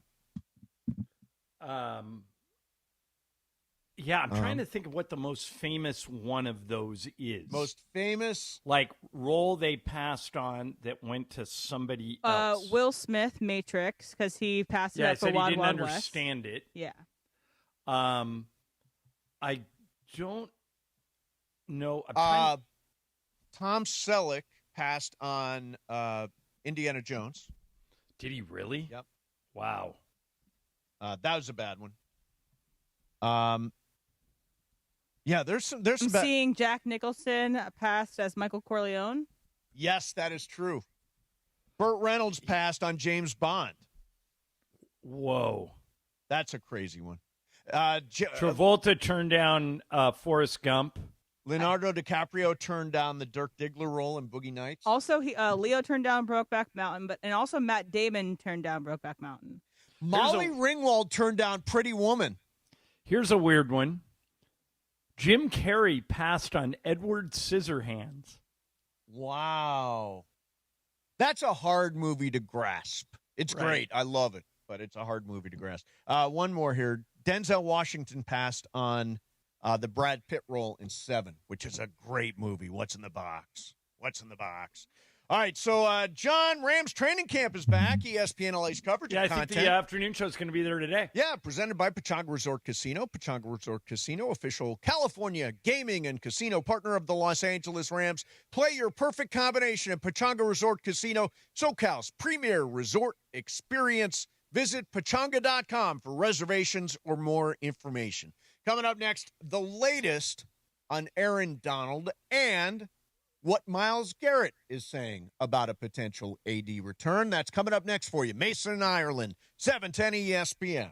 How are you? It's Dr. Robert Clapper. Guess what?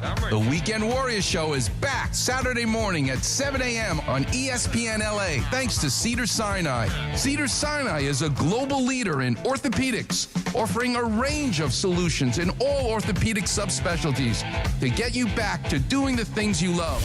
Don't miss the Weekend Warriors Show with me, Dr. Clapper, Saturday mornings at 7 a.m. on 710 ESPN and the all-new ESPN LA app.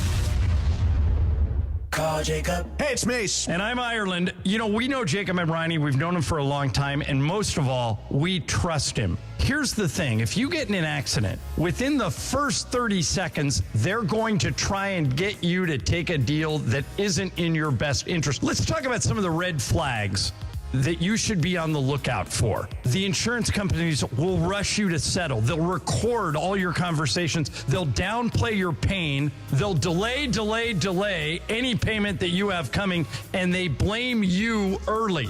If you call Jacob at 800-345-6789, none of that happens. No, count on Jacob. If you can count, you can get to Jacob. 800-345-6789. That's 800-345-6789. Accident or injury, call Jacob and Ronnie. Call Jacob 1-800-345-6789. Call Jacob.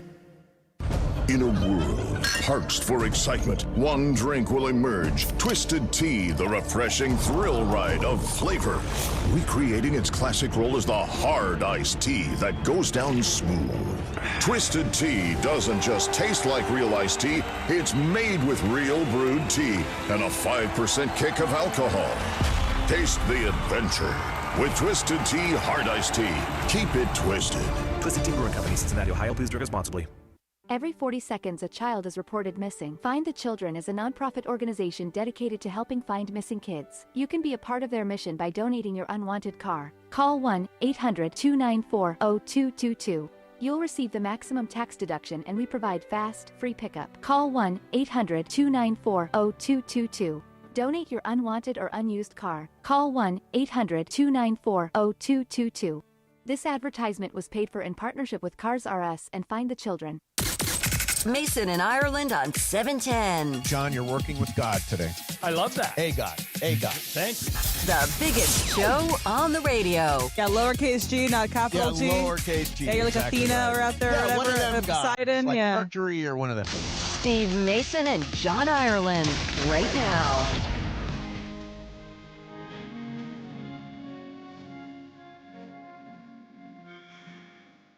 John, there is no disputing this is the song of the summer. Who is it? It is, tell me your name. Ella Langley. Ella Langley. And this song has been number one for 15 weeks on the Billboard chart. It surpassed she is Whitney very, Houston. very hot. It surpassed Whitney Houston, I Will Always Love You, with the longest run at number one. Yeah, she's super popular, especially in this part of the country. Yeah, right. Idaho, Montana, Sure. blah, blah, blah. All right, John, Mike Florio is out. Well, actually, let me see here. I want to do this. First of all, Myles Garrett talked yesterday about his conversations with Aaron Donald and the potential comeback for the Rams. Here's Myles. I don't want to push him in one way or another. You know, if he's here, I'm gonna be excited to be his teammate, his partner in crime, and I think we can do great things. But you know, it's a difficult thing coming back. Now, I think there's a lot we can learn from each other, and you know, I'd love to pick his brain on the kind of things he does to attack his matchups, and I think the same could be said vice versa. So not pushing him one way or the other, John, which I think is the right thing. Yeah, I still think he's doing it. Me too. Here's Mike Florio. You wouldn't be doing all this work to just say, I'm not coming back. I said it recently with, if you had over-under prediction market, 1.5 Jerry Seinfeld references today. You know, he always did this thing about what is the deal with people getting in shape? What are you getting in shape for? I'm just trying to get in shape. In shape for what? Well, Aaron Donald's trying to get into football shape, and he's not going to spend all this time getting into football shape and say, okay, I'm good, I'm not going to play. Every day he puts into this creates just a little more momentum toward taking the next logical stop once you believe you're in football shape. Why would he stop? Why would he not come back? I just think they're buying time here. Why do you need to have him in training camp? Why do you need to have him in September? This is all geared toward the postseason and having him ready to go then. Now, I don't necessarily agree with that. I think he is going to come back for part of training camp. Not the LMU part, but the part that comes after when they go out to the Valley. I would think you're right, but if he doesn't want to, if he wants to come back in week 5, he's Aaron Donald. Oh, he can go back whenever he wants. But I'll tell you what, the other day at training camp, and we'll be back there on Monday, Sarah Barshop, Jordan Rodriguez, Vinny Bonsignor. Well, Jordan won't be now there, Mike but... Flores. No, I'm saying they all had the vibe that Aaron is coming. Nobody guaranteed it, but they said they all think he's coming back. I could take this a step further. I don't know anyone who thinks he's not coming back. Do you? I don't. Do you? It was, no, he's DeMarco.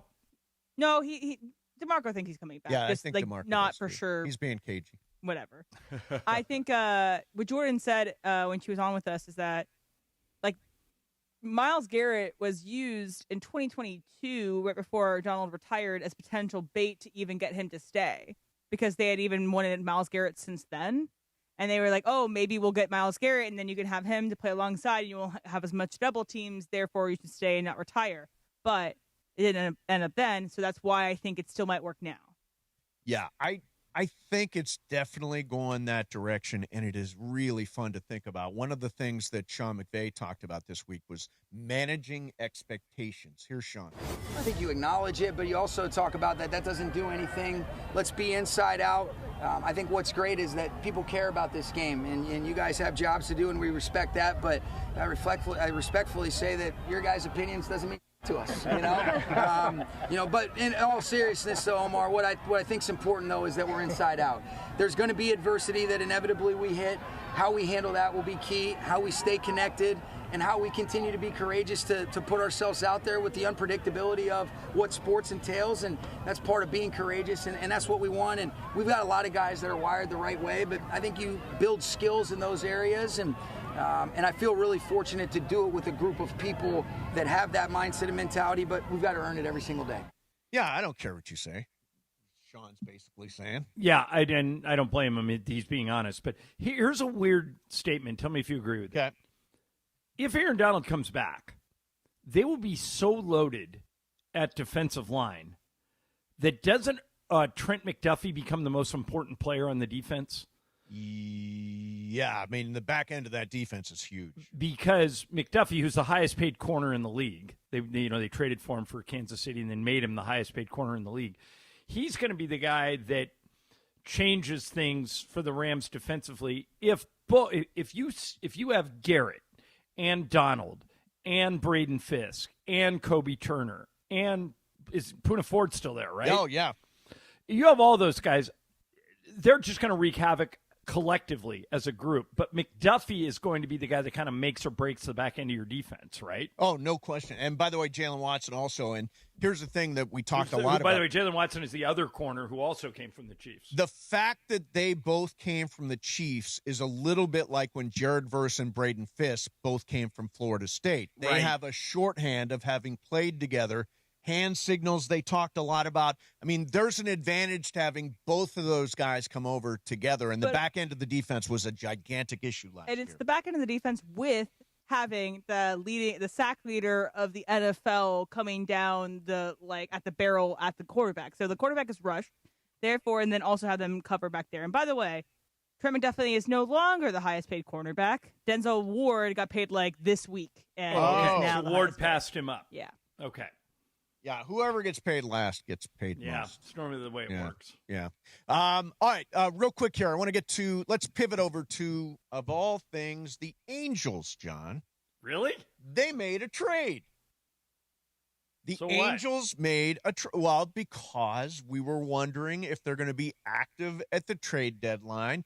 and it sounds like this John Mozeliak is going to make some moves. We could see Reed Detmers go. We could see Soriano go. We could. Did they trade Zach Neto? Not yet, but he's definitely gone. He's definitely. They're gonna. I think that one of the things that Mozeliak has over Perry Manassian, who was the last general manager, is that he's been doing this a long time.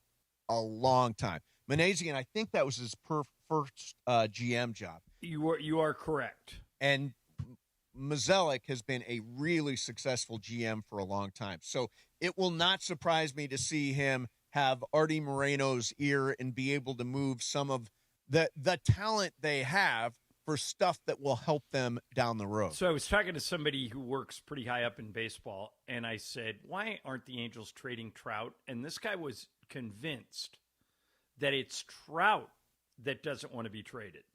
That he has told the Angels, I don't want to go anywhere. And so they're honoring Trout's wishes. But, I mean, if they don't trade Trout this year when he's had a decent season, they learned nothing from Shohei. Well, if Mike Trout says, don't trade me. Yeah. Do you trade him? I do, yeah. You trade him, even though he's been a good Angel, all that stuff. You're going to trade him regardless of whether he wants to stay or not. You don't have a no-trade clause. I have to rebuild the team. You're my biggest asset. He has a full no-trade clause. Oh, does he? Yes. Well, then he can block anything. Yeah. So maybe that's what's holding it up. This would be the time to move him. This would be a great time to move him. And like common sense says the Yankees or the Phillies would love to have him, and he grew up in New Jersey. Yep. But if he's saying no to all that, then you can't. Here is Jim Duquette, who's a former general manager, talking about Mozeliak and Artie Moreno and what they might have cooking. Give Mo credit that, he hasn't been there that long, but he does have a long track record of success in St. Louis, as we've seen. Him being able to, but a big part of being able to make these deals is your relationship with the owner. And does the owner trust you to make a trade? Does he trust that you're getting the most for them? And he has to understand it. That a lot of that is the communication with your owner. I wasn't that good at it. I go back to my days in the Orioles, how difficult it was to trade Miguel Tejada. And with doing that was going to be difficult, on top of the fact that I didn't get ahead of that and just kind of give them the heads up, like, hey, we've got some really good, significant offers. It shouldn't be a shock or shouldn't stun the owner when you're doing a deal that you've got good value back. You should be having that constant communication. And I don't think the prior GM Perry Manassian had that relationship or had the gravitas that John Mozeliak does. Yeah, I mean, I think Perry Manassian first job didn't have the weight or the track record or any of the stuff. And maybe he's found somebody that he'll listen to. Is that too much to expect? Probably. He's never listened to any of the previous guys. He's going to meddle. No doubt. Yeah, but the fact, what you said, they made a trade, right? You're talking about the trade they made with the Rangers? Correct. Logan O'Hoppe, and who else did they send down there? Logan O'Hoppe and that reliever who's going to sit right in the Texas bullpen, and they got a shortstop who's a premium prospect coming back. Yeah, I know Buster thought that Zach Neto had a decent chance of being moved. I think he's getting moved. I think Neto, Soriano, and Detmers are all going to get moved at the deadline here. And by the way, we are keeping our ear to the ground. John, do you have your ear to the ground? Sure, why not? Waiting to hear anything about Tarik Skubal. It has not happened yet. And the deadline's going to be Monday when you guys are at Rams camp. I know. Live at Rams camp. It'll be me and Sua I think, on Monday. Yeah, at Rams camp, which I'm excited for. All right, so one more thing I wanted to get to is the Mike McDonald has Hard Knocks in the Seattle camp. Okay. How would you react as a head coach if you had all of a sudden this camera crew covering everything you do and everything you say? It's a good question. I would think I have nothing to hide, but everybody has something that you wouldn't want to go public, right? Yes, absolutely. So I think I would tread carefully. Yeah. But if I had a vote, I would say no thanks. Yeah. I mean, I always remember Jeff Fisher saying, it was 7 wins. I'm not going wins. 8-8 again. Yeah, exactly. Yeah. And of course, I think we went 6-10 or something right. like that year, 5-11. Here's Mike McDonald, his first speech to his team about the Hard Knocks crew being there. Nice cameras. All right, Hard Knocks. What I'm thinking about it is like this. We talked about it in the spring, but this is a gift from the football gods. Yes. Okay? I'm one of the most awkward guys in the history of America. I used to worry all the time about, well, what are they going to think of me? And no, I don't want to say the wrong thing. And, screw it. Okay? It doesn't matter. Okay? All I'm worried about is creating the best football team we can possibly create. Okay? And I want to make sure that we're us all the time. That's all I care about. It's a gift because it reminds us to be us every time that you kind of stray away. I want the world to see you guys. See what makes you guys you. You know? Don't you? How good can we get at what we do? That's camp. It's awesome. What do you think? Opening speech on Hard Knocks. He's not the most compelling guy in the world. I don't hate his point, though. I think that it's good. Yeah, I mean, I think I would not want Hard Knock cameras anywhere near my team. But I think I would avoid it at all costs. I think sometimes the NFL makes a team do it. I think they stuck it with him. Yeah. Yeah. I think they stuck him with it. But I don't see any upside to having the Hard Knocks crew tracking your team. You know who was a highlight of Hard Knocks back in 2019? Max Crosby. Because he was not a high draft pick. A lot of his stories in Hard Knocks was him getting the tattoos on his arm, and will he make the team? Will he not make the team? It was really interesting because I remember thinking about him. I was like, I like this guy. He seems nice. And then he turned into obviously the beast that Max Crosby is. So what I think the benefit is not necessarily for the team as a whole. It's for these fringe players that they can get maybe a name for themselves. They can showcase themselves. They can get name recognition. Right. Outside of just, they're playing on the field. Yeah, and if you do something dumb, it's going to be on TV. Yeah, but I will say this, Mace. I always end up rooting for the team and the players that I see on Hard Knocks. Boy, I am going to root against this team so hard. Yeah, so it's going to be a hard one because they're the Rams' biggest rival. Brad, do you watch Hard Knocks?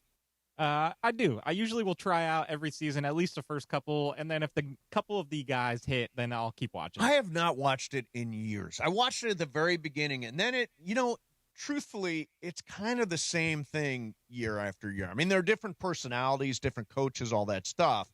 But we're at training camp.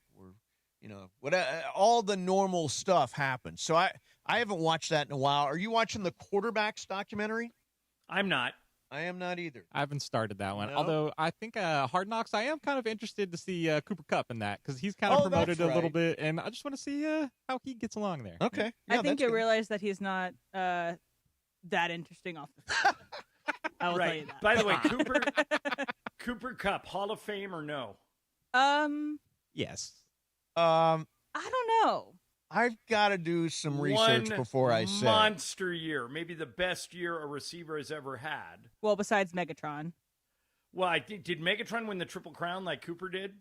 Cooper led the league in receptions, yards, and touchdowns all in the same season. I think it's undisputed that Megatron, that one year that he has the most everything, that is the best year.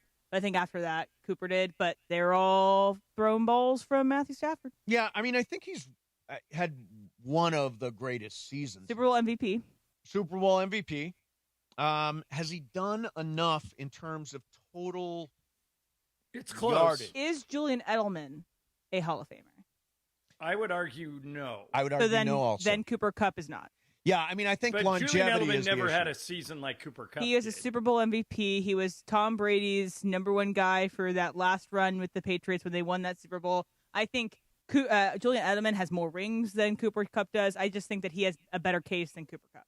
Right. Yeah, but the case for Kupp is that one season when he won the Triple Crown because it's so hard to do. He led the NFL in receptions, yards, and touchdowns, but didn't set and a his record. team win the Super Bowl.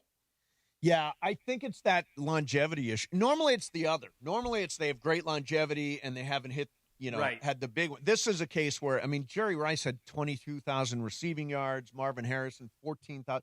Cooper Kupp is not at that level, so I think he's got a ways to go. But he gave us an unbelievable season and obviously Super Bowl MVP. So I would call him a fringe Hall of Famer right now, depending on what he does from this point forward. All right, coming up next for you, going to do some fast track. Mason and Ireland, 710 ESPN. Hey, I get to talk about Life Source Water. If you live in L.A., you know the city water's terrible, loaded with chlorine and other chemicals. That's why I made the switch to Life Source Whole House Water. Morales did it too, and we could not be happier. You hear us talking about getting out of the shower, doing a happy dance, sucking water out of the tap. That all comes from Life Source and their Whole House Water system. Every tap in your home gets filtered. So you're drinking, cooking, showering, and washing with healthier water every single day. And here's the best part. No maintenance. There's no salt. You don't have to change out filters, and no more worrying about harsh city water drying out your skin. Here's how you get a Life Source home water system. You can call the California factory at 800-WATER-99 or visit lifesourcewater.com. Again, 800-WATER-99 or visit lifesourcewater.com. Warranty limitations apply. Life Source Water. Taste and feel the difference. lifesourcewater.com. Mornings in LA start with Sedano and Cap. So the other day I called Mike Trudell off air. Guess who answered the call? Yep, it was Mrs. Trudell. Weekdays starting at 7 a.m. on ESPN LA. Why you gotta make it weird, man? It was wonderful. I adore her. I'm not sliding into her DMs now. I'm on the phone. See, like, now, were you nice about it? Like, if I called Bergie and Mean Gene answered, I'd be like, hey, how you doing? I called Bergie. I'd be a real a-hole. No. You would not be an a-hole. Here's what Cappy did. That's not Hey, the thing girl! against Hey, girl! If I called Beto and his Heine picked up, I'd be like, 3 in the morning. Yeah, I'd be like, no, I called Beto. Can you put Beto on the phone? I was very nice. He's in trouble right now. Lo tengo amarrado. I just acted like his mom answered the phone. I was like, hi, is Mike home? Can I speak to Mike, please? Hi, Mrs. Trudell. Is Scotty home? Right. The morning show with Sedano and Cap. Weekdays starting at 7 a.m. on ESPN Los Angeles. Drive away in a Mercedes-Benz G-Wagon this summer, thanks to Pechanga Resort Casino. Pechanga is giving away a brand new Mercedes-Benz G580E or $100,000 cash every Saturday this July, plus thousands in Easy Play. Play with your Pechanga Rewards card to earn entries all month long, then be at Pechanga every Saturday night in July to activate your entries. The more you play, the more chances you have to win. Must be present to win. Visit Pechanga.com for complete details. Must be 21 or older with valid ID to participate. Why do we grill to order at Waba Grill? It's just better for you. Waba Grill. It's flavorful. Pick me up and never put me down. It's quality. It's fresh. It's spicy. Introducing our new Chili Crisp Dumplings. A spicy twist on a Waba favorite. Bold, crunchy, and tossed in fiery chili crisp. Get yours now, only at Waba Grill. It's for you. Prizes, flyaways, even cash money. You want it? We've got it. Find a list of all contests and official rules by visiting ESPNLAcontests.com. That's ESPNLAcontests.com. Rams training camp is here. All the coverage on your home for Rams football in the Southland. ESPN LA. We are back at Rams training camp this afternoon at 3 p.m.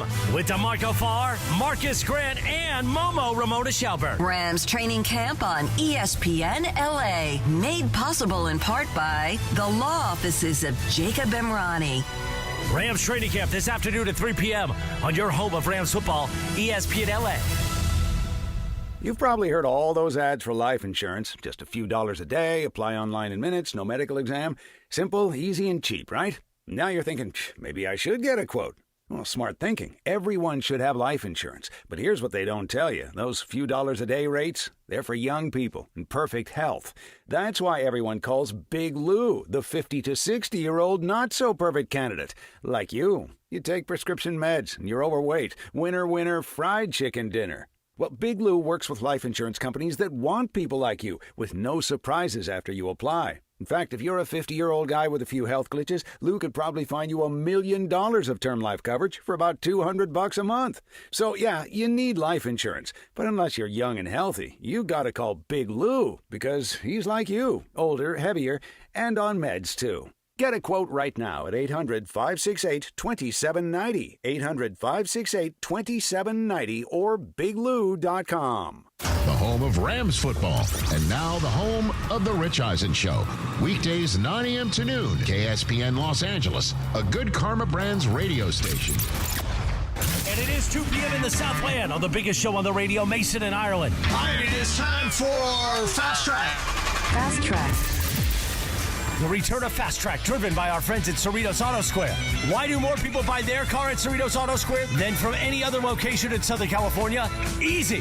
With 24 dealerships side by side, car shoppers can find the right car at the right price at the right location. Cerritos Auto Square. Learn more at CerritosAutoSquare.com. Time for Fast Track. Down low is 350 cube, 3.25 horsepower, 4-speed, 410 gears, 10 coats of competition orange, hand rubbed lacquer with a blue plain manifold, open race cams.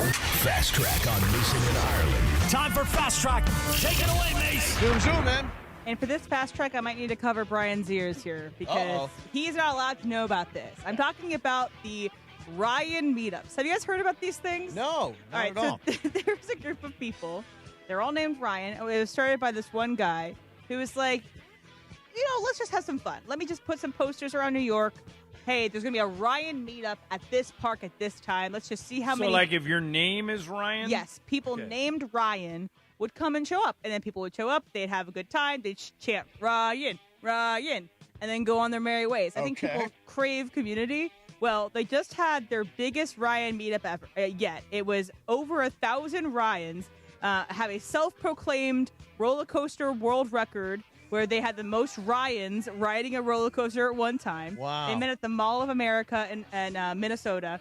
And I think this is great. And if you go to the website and you go to see where they have a collection of Ryan meetups, it's called ryanmeetup.com. They ask you, like, before you see the page, like when you go to an alcohol page, like, are you above 21? They ask, are you a Brian? And if you're a Brian, you can't see the page. Oh, you got to be a Ryan. But it lists a bunch of meetups. So the question for you guys is, do you feel like you have a companionship or an easy way in if someone shares your name? Like, I have, like, an easy way to get to know other Emilys. I'm like, oh, another Emily's. That's lovely. What about you guys? No, because we're named after, our names are so common. Well, Emily's very common.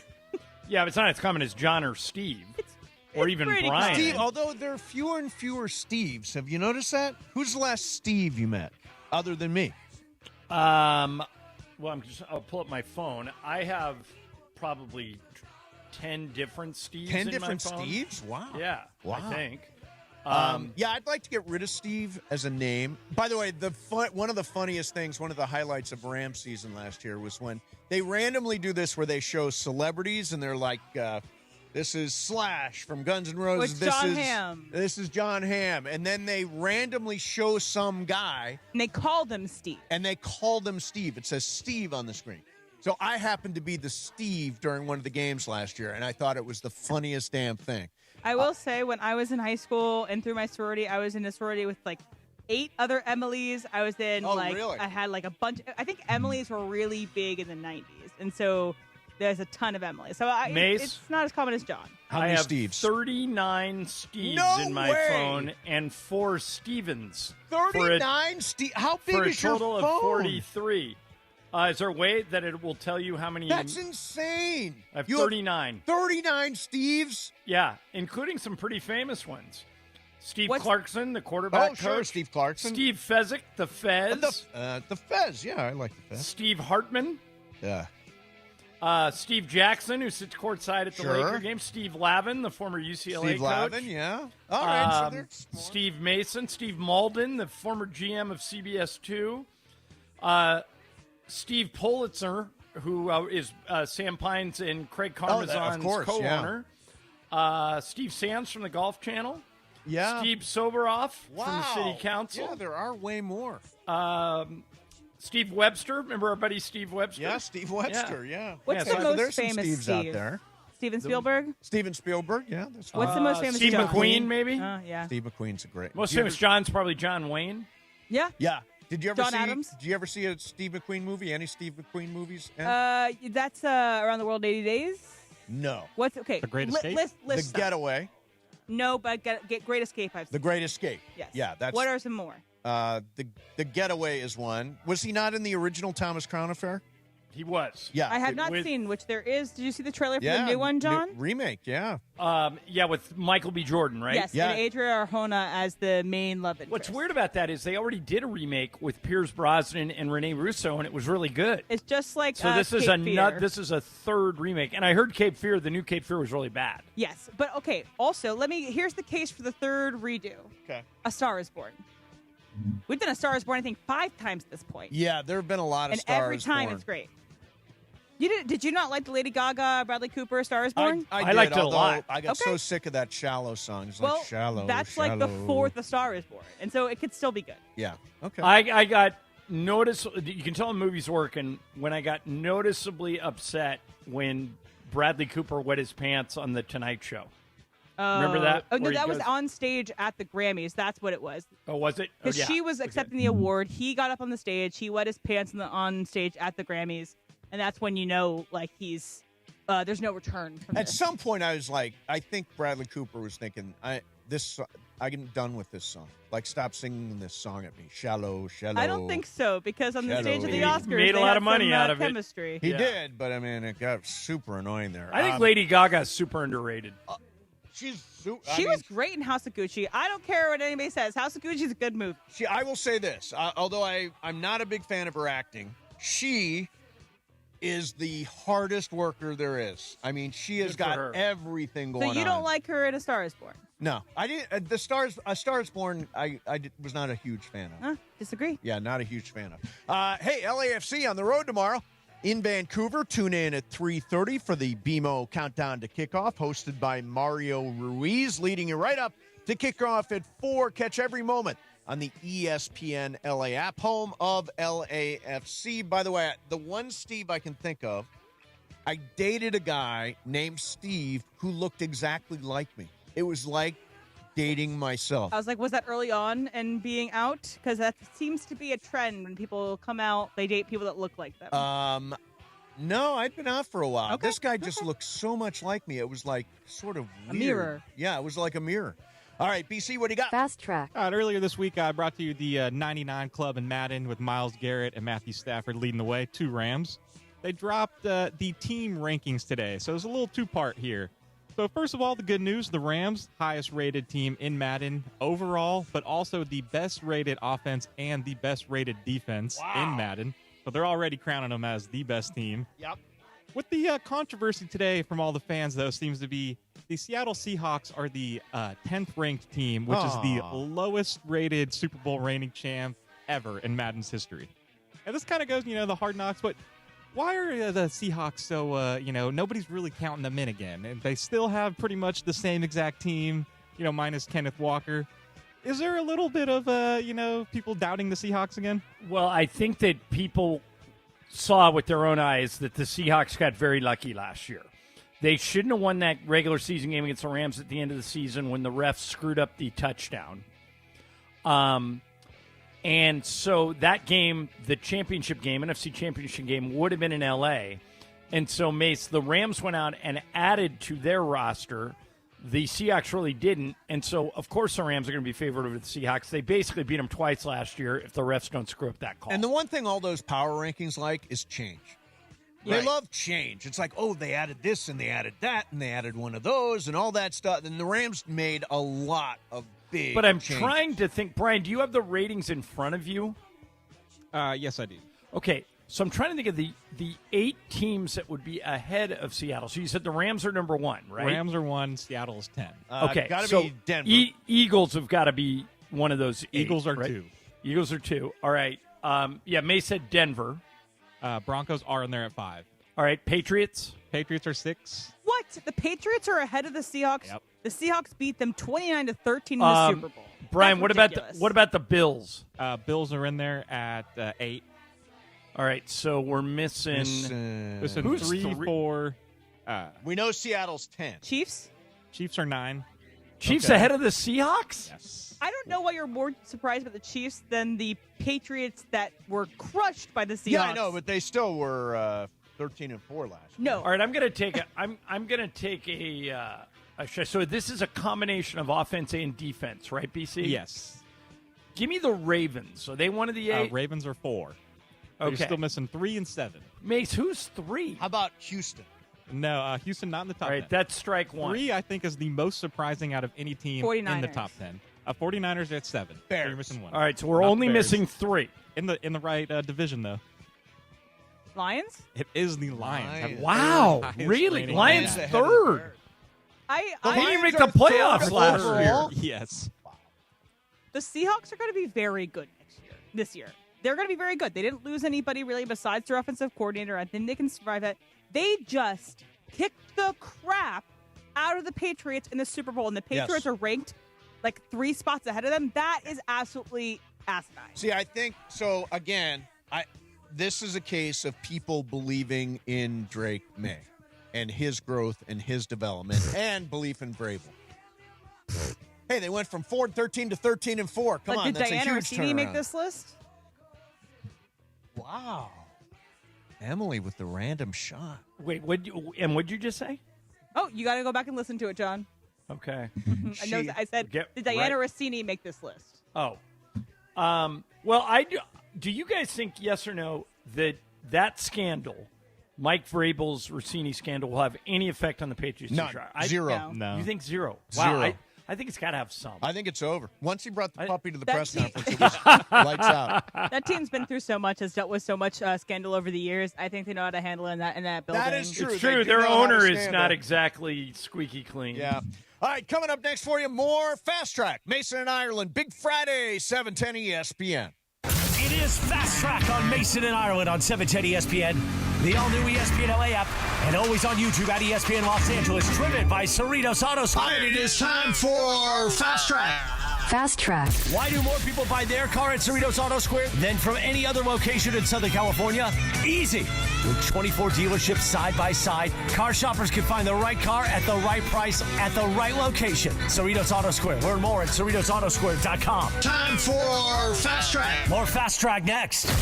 Rams training camp is here. All the coverage on your home for Rams football in the Southland. ESPN LA. We are back at Rams training camp this afternoon at 3 p.m.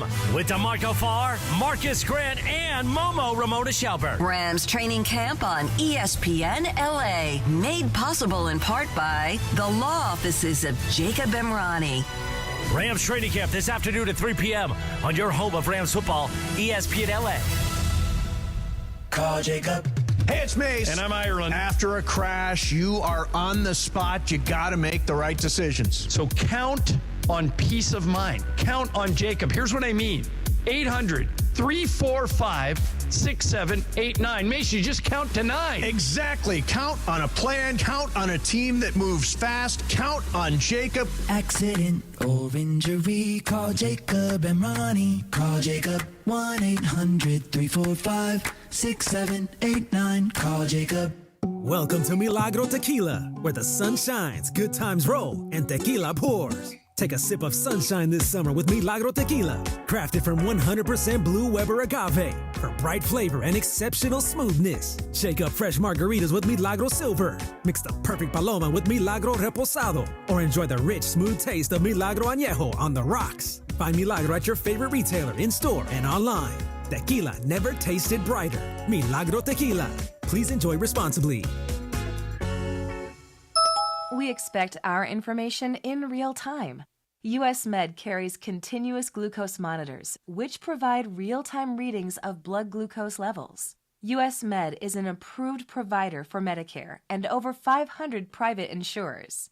So call 888-665-0696 today for a free insurance and Medicare benefits check as easy as... That's 888-665-0696.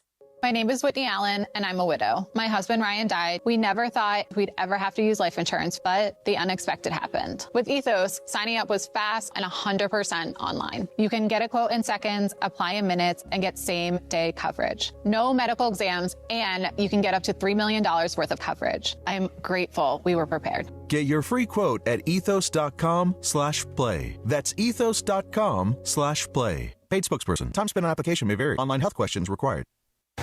Fast Track. And it is Fast Track on 710 ESPN. Mason and Ireland on the all-new ESPN LA app, 7:10 a.m. and always on YouTube at ESPN Los Angeles. Fast Track now back in the 2 p.m. hour on Mason and Ireland, driven by Cerritos Auto Square. Why do more people buy their car at Cerritos Auto Square than from any other location in Southern California? Easy. With 24 dealerships side by side, car shoppers can find the right car at the right price at the right location. Cerritos Auto Square. Learn more at CerritosAutoSquare.com. Once again, back to Fast Track and back to Mason and Ireland on 710. Vroom, vroom, man.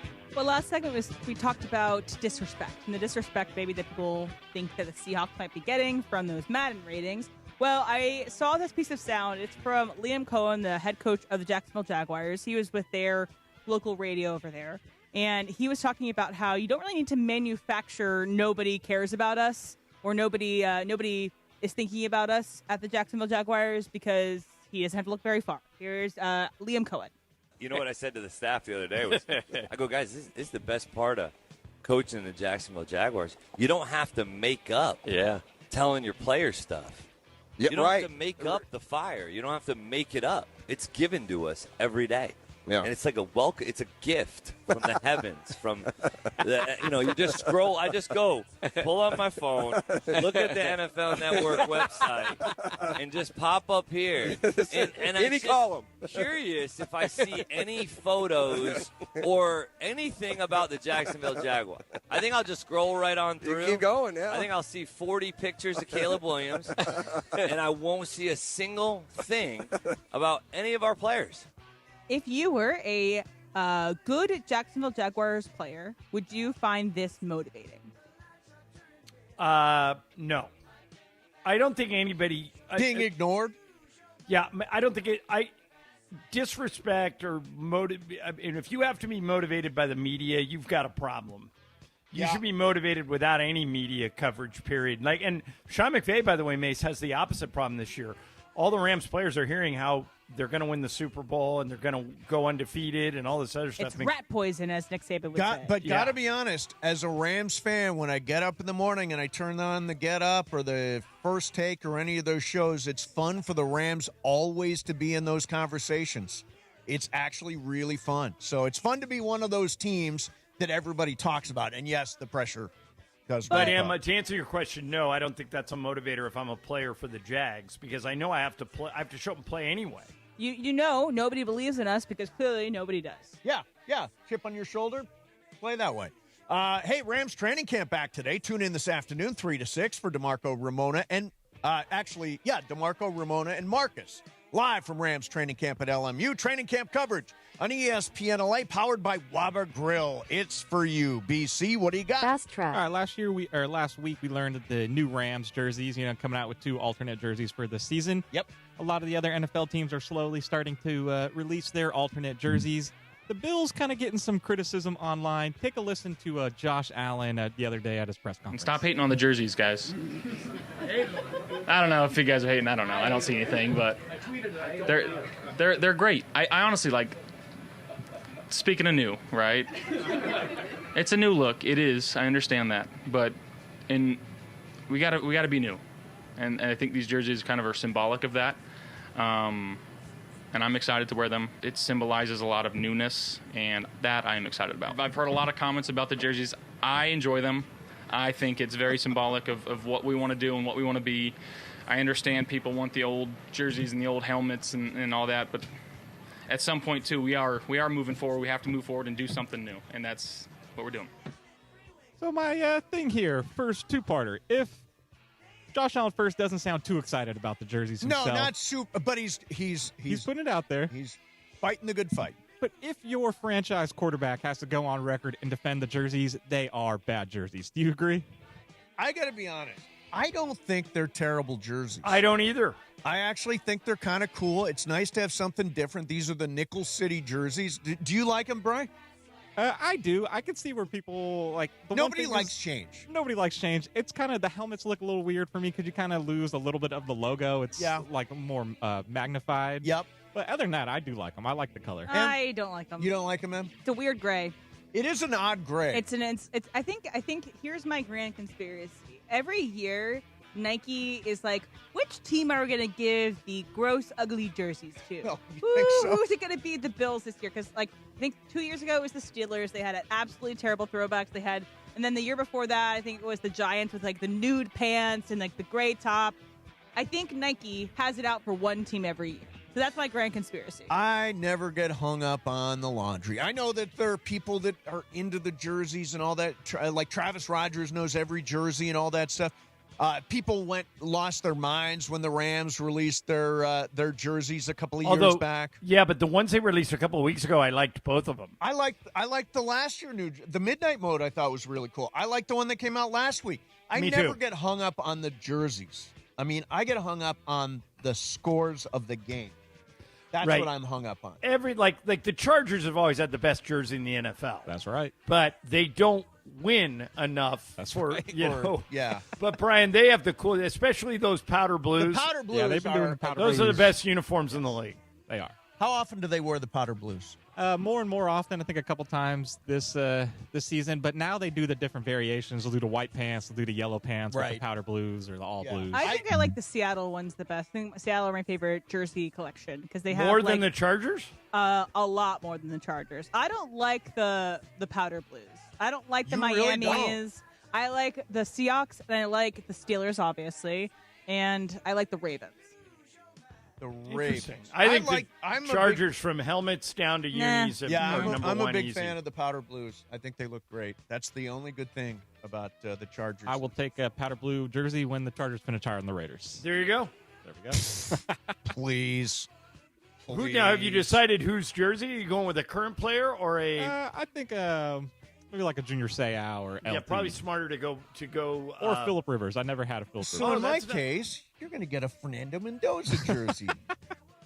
No, get him an even weirder one. Oh, yeah, no, weirder one. Like a third string tight end. Yeah, Aiden O'Connell. I'll get you an Aiden O'Connell jersey. That hurt. You'll and be get the one the guy worst color scheme of the Raiders too. Whatever their go off way colors back, are. Mace. Get like George Blanda. Yeah, George Blanda's good. Jack Marcus Tatum. Russell. Yeah. Marcus Allen. Marcus. But we don't want to give him anybody good, right? We want to give him... Right, Jamarcus Russell, their biggest bust ever. Yes. There you go. Get him a Jamarcus Russell jersey. Jamarcus Russell is the correct answer. Never be worn again. All right, when does Tarik Skubal get here? We will put that question to Katie Wu from The Athletic coming up next. Mason and Ireland, 710 ESPN. All right, I get to talk about Toyota, which if you Google right now, longest-lasting cars on the road, you'll see that 7 of the top 10s are Toyotas, including the Camry at number 1. But in Southern California, it's not just about what you drive, it's what you become a part of. For example, Toyota and the Lakers have been in business together for 50 years. This will be their 51st season that they're about to start. And that's Toyota, from local events and neighborhood celebrations to supporting the teams we all rally around. Toyota shows up where Southern Californians live, work, and play. Fans not only drive Toyotas, but they see them all over the city, and they're at all of the major sporting events. So whether you're heading to the game, taking the family on your next adventure, or simply enjoying everything SoCal has to offer, Toyota is there for the journey. If you want to see where Toyota SoCal is showing up next, follow at Toyota SoCal on social media and stay connected to the people, places, and moments that make Southern California unlike anywhere else. Toyota! We make it easy. Rams training camp is here. All the coverage on your home for Rams football in the Southland. ESPN LA. We are back at Rams training camp this afternoon at 3 p.m. with DeMarco Farr, Marcus Grant, and Momo Ramona Shelburne. Rams training camp on ESPN LA. Made possible in part by Waba Grill. Rams training camp this afternoon at 3 p.m. on your home of Rams football, ESPN LA. The Hard Rock Hotline on ESPN LA. Brought to you, of course, by Hard Rock Casino Tajon. Experience gaming, dining, and live entertainment at the easiest drive from downtown LA. Must be 21 or older. Gambling problem? Call 1-800-GAMBLER. Football season is back, and ESPN LA and Waba Grill have your chance to win.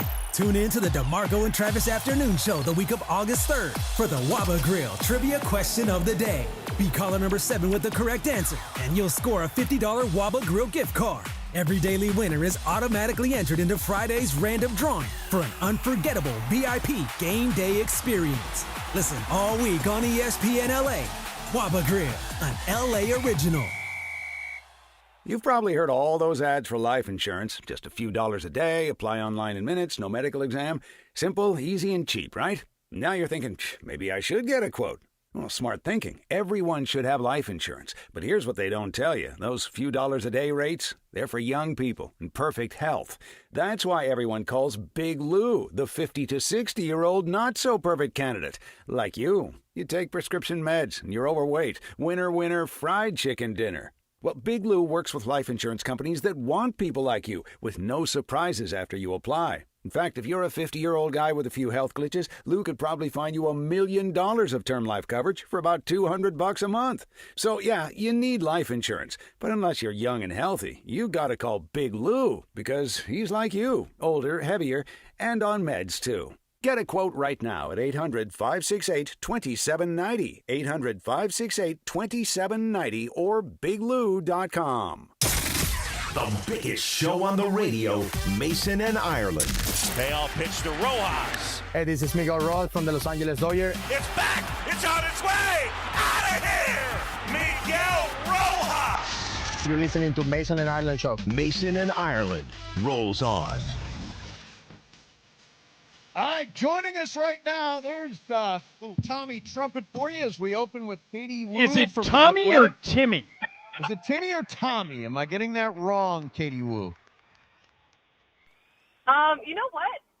It's one of those things where if you say over and over again, both sound wrong, but I think it's Timmy. Yeah, it is Timmy. I called him Tom. I know his brother Tommy, so there you go. I got him mixed up. So, Katie, obviously tons of buzz about whether or not the Lakers are going to make it, or the Dodgers are going to make a trade, particularly for Tarik Skubal. What's your gut telling you? You think it happens or no? You know, at this point, I think it's pretty clear that the Tigers are going to move Skubal just based on the other moves he's making, that reporting that we're seeing around the league. Now, the biggest question the Dodgers fans care about is, okay, who cares if the Tigers are going to trade him? Are they going to trade him to Los Angeles? And that's where things get complicated, because if you ask around the industry, this hasn't changed since the start of all these rumors. The Dodgers remain the industry's favorite to land Tarik Skubal should the Tigers decide to move him. The reason we know this, they have the prospect capital, their farm system, one of the best in the game, is built to withstand significant hits, and, perhaps you heard this before, money, not really a priority for the Dodgers, not really a concern. So for those three reasons, they've kind of skyrocketed themselves to the top of the order in terms of who's going to land Skubal. Now it's just a matter if the Dodgers want him. We talked to President of Baseball Operations Andrew Friedman on Wednesday, where he said, still don't think there is an acute need on his roster, and that's where he and his staff work really hard to get to over the offseason. They want to get to the trade deadline looking at their roster and saying there is not a serious need that we need to address here, because as he said multiple times, addressing at the deadline is by far when the players are at their most expensive. He may not have any issue spending money, but he detests spending on prospect capital. So all a long-winded way of saying, if Andrew Friedman and the Dodgers are trying to downplay their interest in Skubal, can understand it. But we also know that this is how they operate. They don't like to overspend at the deadline. They don't want to part with their prospect capital. But if they get into a position where they feel like they want to, they're going to do it because they have the ability to. Over the next 72-ish hours, we're going to find out quick if the Dodgers want to do this. If they do want to, it would surprise absolutely nobody if they land it. What's your guess? Because Detroit, what I've read is they want a major league ready starting pitcher and young outfielders. The Dodgers seem to match that pretty well. They've obviously got 6 outfielders in the top 100 prospects in Major League Baseball. Which pitcher do you think Detroit would try to pursue? Yeah, I mean, just looking at what the Tigers are looking at for a return, you talk about controllable starting pitching and outfield prospects. Well, yeah, the Dodgers have a lot of those, so you can see why they line up. We've connected at The Athletic, Emmett Sheehan, being a controllable pitcher, good stuff. Hasn't had a lot of success on the mound this year, but I don't think that's really indicative of who he could be as a pitcher. He could fit exactly for what the Tigers are looking for. Then you look at and he's someone where when you look at how the Dodgers are looking at their rotation for the postseason, I don't see Sheehan fitting in with or without Skubal. Right now, could he be a valuable piece in that bullpen? Sure, but then you look at the seasons that Roki Sasaki is having as of late, Justin Robusky all year long. You have Edwin Diaz back, Tanner Scott. It can get a little dicey as Emmett Sheehan can fit in that pitching picture overall. And we know the Dodgers at the deadline, when they're looking at how to really connect their roster, it's all about what October is going to look like. They want to take the 14 best available arms regardless of role. Does Emmett Sheehan fit in that right now? It's hard to say definitively.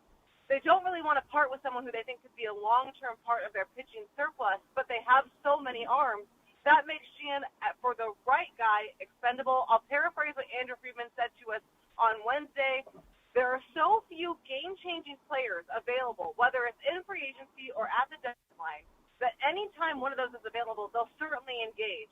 Well, Skubal is one of the few players, and if that means having to part with someone like Emmett Sheehan and a highly touted outfield prospect, that's something they'll consider for the right deal. They will keep talking if Skubal indeed becomes all signs point that he is doing that. We're talking to Katie Wu from The Athletic. Katie, Shohei Ohtani is not pitching. They wanted to get him his knee a little break, and then last night, surprisingly, a game you worked, they sat him because of the knee. His knee injury, in your opinion, something or nothing? Yeah, this is typical Dodgers speak, as in, oh no, we don't need to rest him. He's feeling fine, and then the next day off. So I think we all saw that one coming. It's hard because when we talked to Shohei, I believe this was Tuesday night, he said through Will Ireton, no, the knee isn't 100%, bicep isn't 100%. It's something I'm going to have to manage through the rest of the season. It's probably never going to be totally pain-free, but again, it's all about management. And no player, especially a pitcher, at this point in the season is playing 100% pain-free. But because it's Ohtani saying that, we all press the panic button a little bit, so I get it. Now, for Ohtani, he's been adamant both to Andrew Friedman, to Dave Roberts, and the one time he's spoken to us as the media, that this is not impacting him offensively or the way that he runs the bases, that he can still perform. If this is more of a load management thing, I'm talking about the knee overall on both sides of the ball, and he has to work in a rest day every 7 to 10 days, well, the Dodgers are built to withstand that. You look at where they are in the division, that double-digit lead. They can burn a couple of games without Ohtani and make sure he's ready for October, but Ohtani has to be on board with that, and I think that might be a little bit harder for him to come to terms with. Go ahead, Katie. I'm sorry. Keep going. No, I think with the pitching side, that's more of the concern. He's throwing plyos, right, but we don't know when he's going to get to throwing bullpens. And the big question is, if this knee is bothering him to the point where he can't plant at that plant leg, he can't finish his delivery, is it worth resting him more so that knee recovers so he can be strong on both sides of the ball? I want to ask you this is just a general question. I'll throw some stuff at you, and I know you're going to have a really good answer. So the Dodgers are playing really well, and yet Mookie Betts batted .203 in July. Teoscar Hernandez batted .192 in July. Kyle Tucker batted .219 in July, and Max Muncy batted .206 in July. How have they been winning games with these really important bats really cold? Because they can really pitch. They can really pitch, and I will say this, and we saw this over the road trip, even when the Dodgers aren't hitting, and it seems like their offense really hasn't, remarkably, they're leading in the first half the majority of the offensive categories, and I still feel like we've lamented the offensive performance throughout the season, but they're also very good at capitalizing on the mistakes that opposing teams make. This Dodgers team is one of the most fundamentally sound baseball teams I've ever seen play, and it's like this year after year.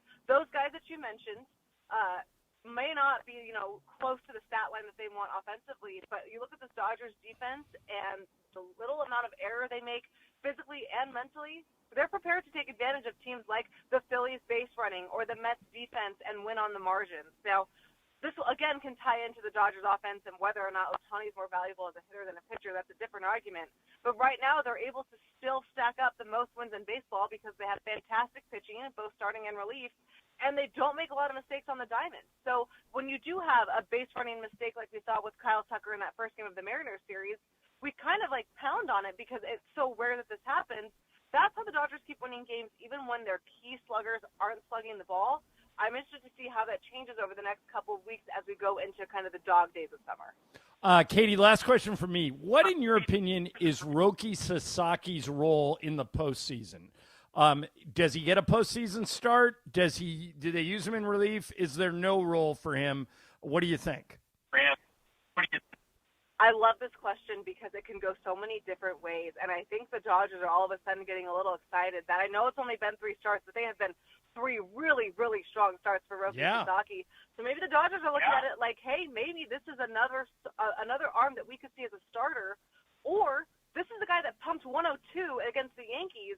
How does that stuff play in a 1 to 2 inning relief role where we can use him more than just once a week? Because you have Blake Snell coming back likely by next week. Tyler Glasnow should be sent on a rehab assignment any day now. And Dodgers have said and reiterated multiple times they believe Ohtani will pitch in October. So if you have another Yamamoto who can do no wrong, as we know. So if you have those 4 guys in your rotation, where does Sasaki go regardless of how well he's pitching? Well, if his stuff is playing up and he can hold triple digits like we've seen in 2 of his 3 last starts, all of a sudden that is a completely different weapon that you don't want to see if you're an opponent in the postseason. He's had experience in this role before. It's a good place for the Dodgers to be in so that they have options, especially with the question marks right now into their rotation. Do you expect them by the way, you want to talk about luxury. The Dodgers have a pitcher who, when he's pitched, they have a 9-0 record. He is 5-0 overall. Eric Lauer, who they acquired from Toronto earlier this year. Is he a guy that you anticipate will be pitching somewhere else on Tuesday? I do, and I say that with a lot of respect to Eric Lauer, who really essentially saved the first half of the rotation by coming in, and he picked up for cash after the Blue Jays DFA'd him, and it was right when both Snell and Glasnow in the same week went on the IL with long-term injuries. We know how important that 6-man rotation is for the Dodgers. You don't have Shohei Ohtani and Yoshinobu Yamamoto taking them out every week if you don't have a 6-man. So Lauer comes in and not just quality start after quality start and becomes your textbook Dodgers reclamation project. Again, they picked him up for cash, took a flyer on him, flipped him into a very serviceable starting pitcher, told him and communicated with him, there's a chance you're a rental and we flip you at the deadline.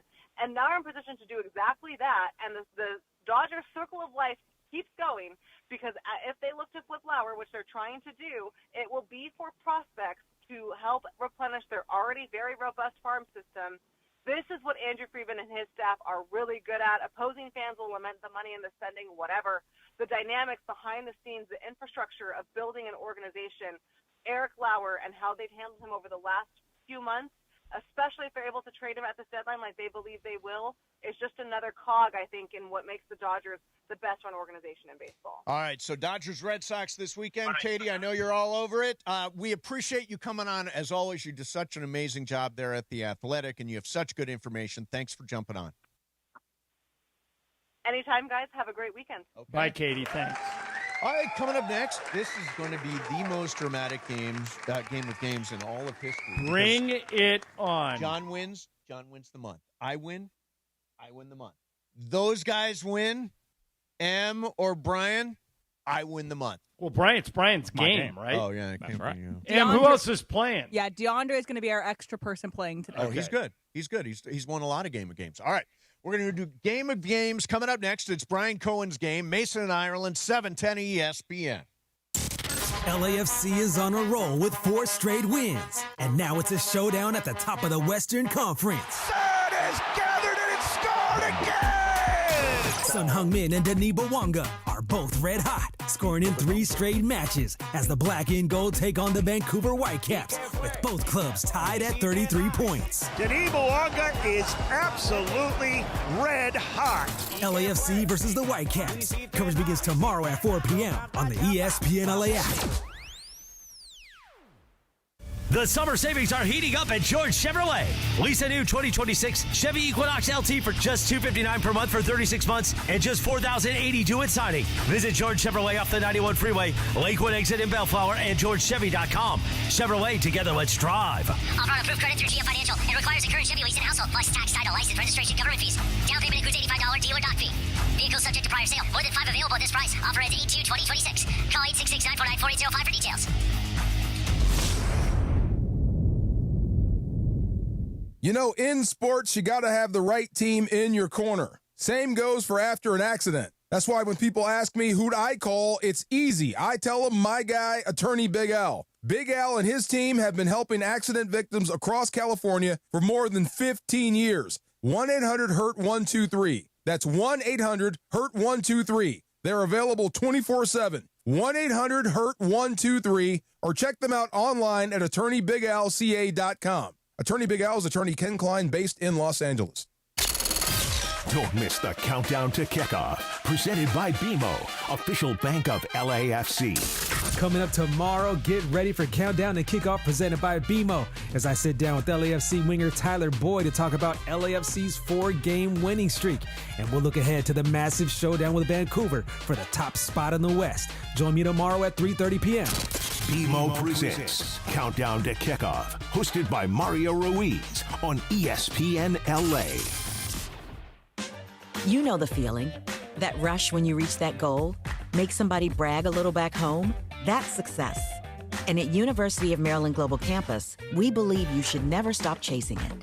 That's why UMGC offers an accredited skills-based education that helps move your career forward. We'll teach you how to apply emerging technologies like AI and data science, plus build your skills in leadership, communication, and critical thinking. Explore more than 100 degrees and certificates in business, cybersecurity, healthcare, and more. With affordable and online programs, you can unlock new opportunities to help you succeed again. At UMGC, success is yours for the taking and the making, and nothing should keep you from it, especially not an application fee. Apply now and we'll waive your application fee. Classes start August 12th. Learn more at umgc.edu. That's umgc.edu. Certified to operate in Virginia by Chev. And it is time on Mason and Ireland for the final segment. The final segment of the show, always Game of Games time, presented by the one and only Jacob Emrani. Call Jacob. Call Jacob.com. And yes, that new telephone number, 800-345-6789. 800-345-6789. Hi, this is Jacob Emrani. Game of Games made possible by the law offices of Jacob Emrani. Let's do it. Game of Games time on Mason and Ireland. Take it away, Mace. Here we go. This is for everything today. Do you know the status of this? I do not know. I win the month. Ireland wins the month. You, BC, or M, you or M win, I win the month. Okay. So the only way, I guess the way to put it is, the only way Ireland wins the month is if he wins the game. Let's go. Will you give us a bribe for me and DeAndre to throw it? To tank it? I wouldn't tank it for any amount of money. Yeah, don't tank it. We're competitive here. All right. BC, what's the game? All right, one of my favorite games to play here, old faces in new places. So a little NFL edition. I'm going to give you a guy. You got to tell me the new team he is on starting this year. Got it. All right, number one here. Running back David Montgomery. Where has David Montgomery gone? To the Texans, the Colts, or the Jaguars? Emily. Colts. Mace. Texans. I also say Texans. DeAndre. Texans. It is the Houston Texans. Yep, I think he's actually going to have a good year for them. All right, number two here. Wide receiver, the Penguin Jalen Waddle. Where is Jalen Waddle going to be doing his Waddle dance this season? With the Titans, with the Panthers, or the Broncos? Mace. I will say Titans. I'll go Broncos. DeAndre. Broncos. Emily. I know this because my friend who lives in this city, she's a baker, and she scored a bread in the shape of Jalen Waddle because he is playing in our city now, and it's the Denver Broncos. That is correct. That is correct. Okay, 2 for DeAndre, 2 for John, 1 each for Emily and Mace. So, no lucky loser today. No lucky loser. All right, number three here. Running back Travis Etienne Jr., formerly of the Jags. Where is Travis Etienne Jr. going to be playing this season? With the Saints, with the Cincinnati Bengals, or the Miami Dolphins? I'll take the Saints. DeAndre. Saints. Emily. Saints. Mace. It is the Saints. It is the Saints, yes. Okay. And it just works out well. Etienne and the Saints makes sense. Yeah, it does. There you go. All right, 3 for DeAndre, 3 for John, 2 for Mace, 2 for Emily. All right, next one here. Another pass catcher, former Bear, DJ Moore. Where's DJ Moore going to be playing this year? With the Jets, the Bills, or the Falcons? DeAndre. The Bills. Emily. Bills. Mace. Bills. It's unanimous. Give me Buffalo. It is the Buffalo Bills. We're actually better at this game than we thought we were. DeAndre and John have 4. Mace and Emily have 3. All right, next one here. Defensive lineman Dexter Lawrence, or the other known as Sexy Dexy. Where is Sexy Dexy going to be playing? The Vikings, the Bengals, or the Packers? Emily. Bengals. Mace. Packers? I will go Bengals. DeAndre. Bengals. It is the Cincinnati Bengals. Okay, so now DeAndre and I have 5. Come on, Emily DeAndre. has 4, Need and you to Mace win has this thing. 3. Brian, how many are left? 3 left here. Okay, so DeAndre and I will start going first. All right, getting to the tight end position. Former Brown David Njoku. David Njoku will be playing with the Raiders, the Chargers, or the Chiefs. DeAndre. Chargers. Emily. Chargers. Mace. Chargers. It is the Chargers. It is the Chargers, yes. All right, Mace, you have to go opposite of DeAndre and I if you can. Emily, Okay. you're 1 back. Okay, here we go. All right, how about another tight end? Former Baltimore Raven, Isaiah Likely. Isaiah Likely will be on which team this year? Dallas Cowboys, New England Patriots, or New York Giants? This one's me, and I'm going to say Giants. DeAndre. Giants. Emily. Giants. Mace. Gotta go different. I'll just say New England. And it is the New York Giants. All right, that eliminates Mace. Emily is 1 back. DeAndre is your only hope, Mace. Come on, DeAndre. John 7, DeAndre 7, Emily 6. What do you got? And this is the BC? last one? Last one in the Last tiebreaker. one. Oh, boy. Come on. Wandale Robinson, wide receiver Wandale Robinson. Try to sneak in one that maybe, slipped by some people here. Yeah. Going to be playing wide receiver for the Eagles, the Titans, or the Commanders. DeAndre. DeAndre is thinking so hard there's like smoke coming out of his ears. You said Eagles, Titans, Commanders? Yes. Okay. DeAndre? Look at DeAndre. He's thinking You know what? so hard. I'm going to go Titans. I am also going to go Titans, M, which opens up the other 2 for you. Well, because I was going to say Titans. Okay, Eagles, and what's the other one? Commanders.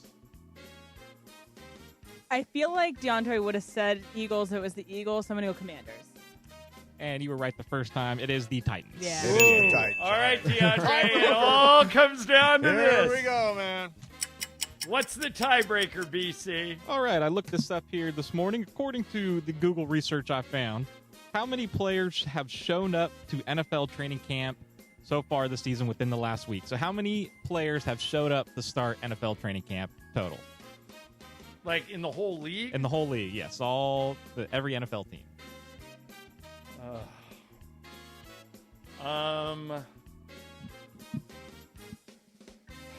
Boy, that's all. Okay. I'm going to all right, DeAndre, I got a number. Do you have a number? I do, yeah. All right. I wrote down 2,500. What'd you write down? I wrote down 1,500. 2,900. John steals the bun. Wow. Victory! What'd you say, 2,900? 2,900 players have reported to NFL training camps within the last 2 weeks. Man.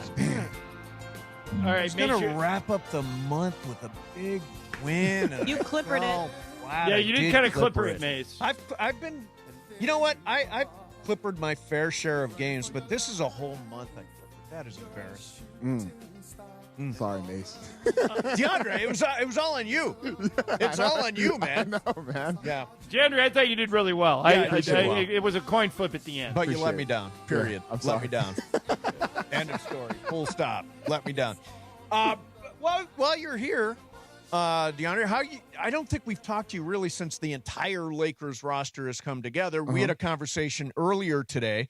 I've talked to some people who think 50 wins, 54 wins, 56 wins. How many wins do you think this Lakers team can win in its new after the remodeling that's been done? I think they will take a little bit of a step back.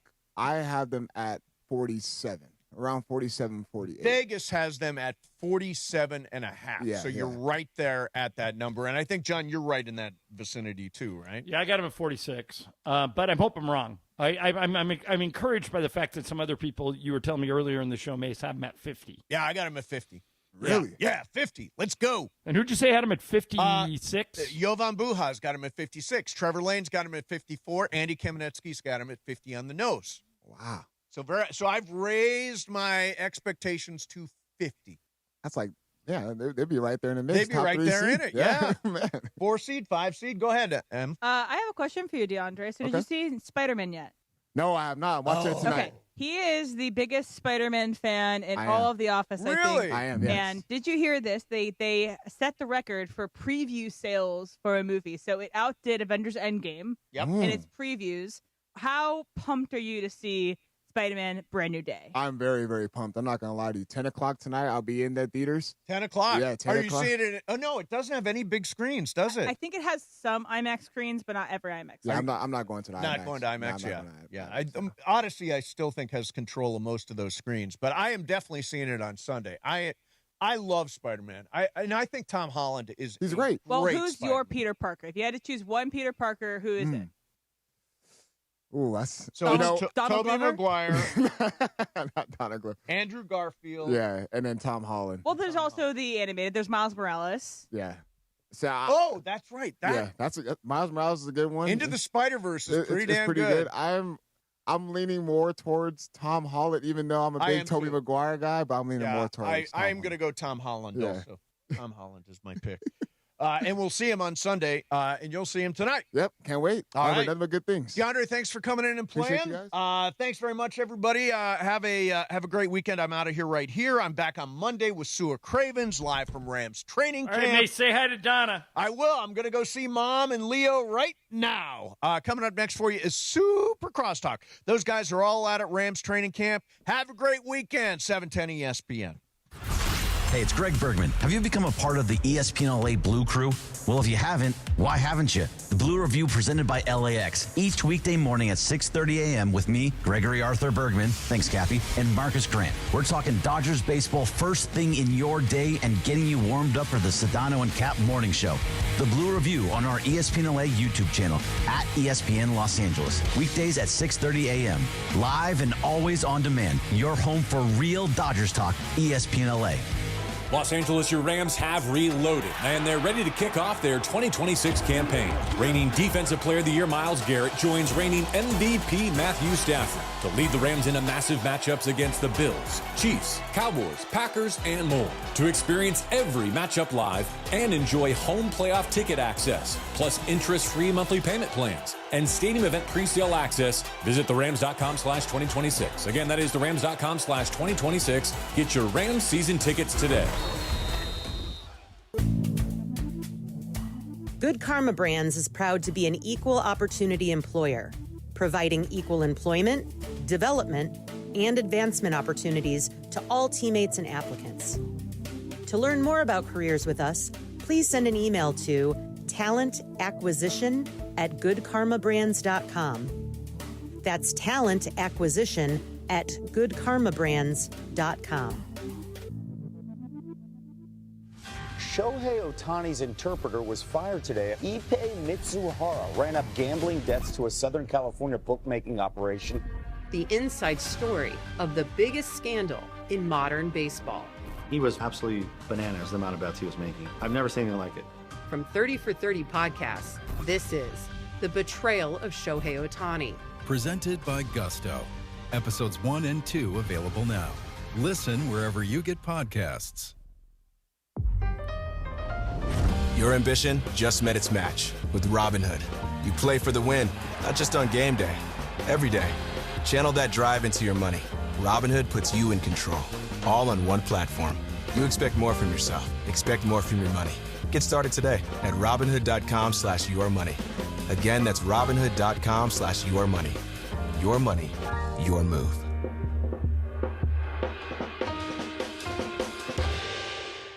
One of LA's best kept secrets in the heart of Los Angeles, East Central Hotel offers effortless accommodations and unparalleled accessibility. The East Central Hotel is for everyone looking for entertainment with their trendy, spacious rooms, a renovated gym, and a patio lounge for breakfast, dinner, and drinks. Stop by their incredible Nixo Lounge before your next event at LA Live. Book your stay at eastcentralhotel.com or call 213-748-1291 today at Entertainment's official address.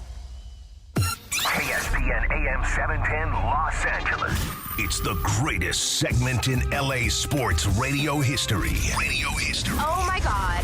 When the shows come together for magic on the radio. It will only grow stronger. Super Crosstalk. It's time for Super Crosstalk. Whoa, whoa, whoa. Woo. We have a three-headed monster at NFL training camp, at Rams camp. It's DeMarco, it's Marcus Grant, and it's Momo. In the Momo Shelburne covering an NFL camp. Momo, how'd they talk you into doing this?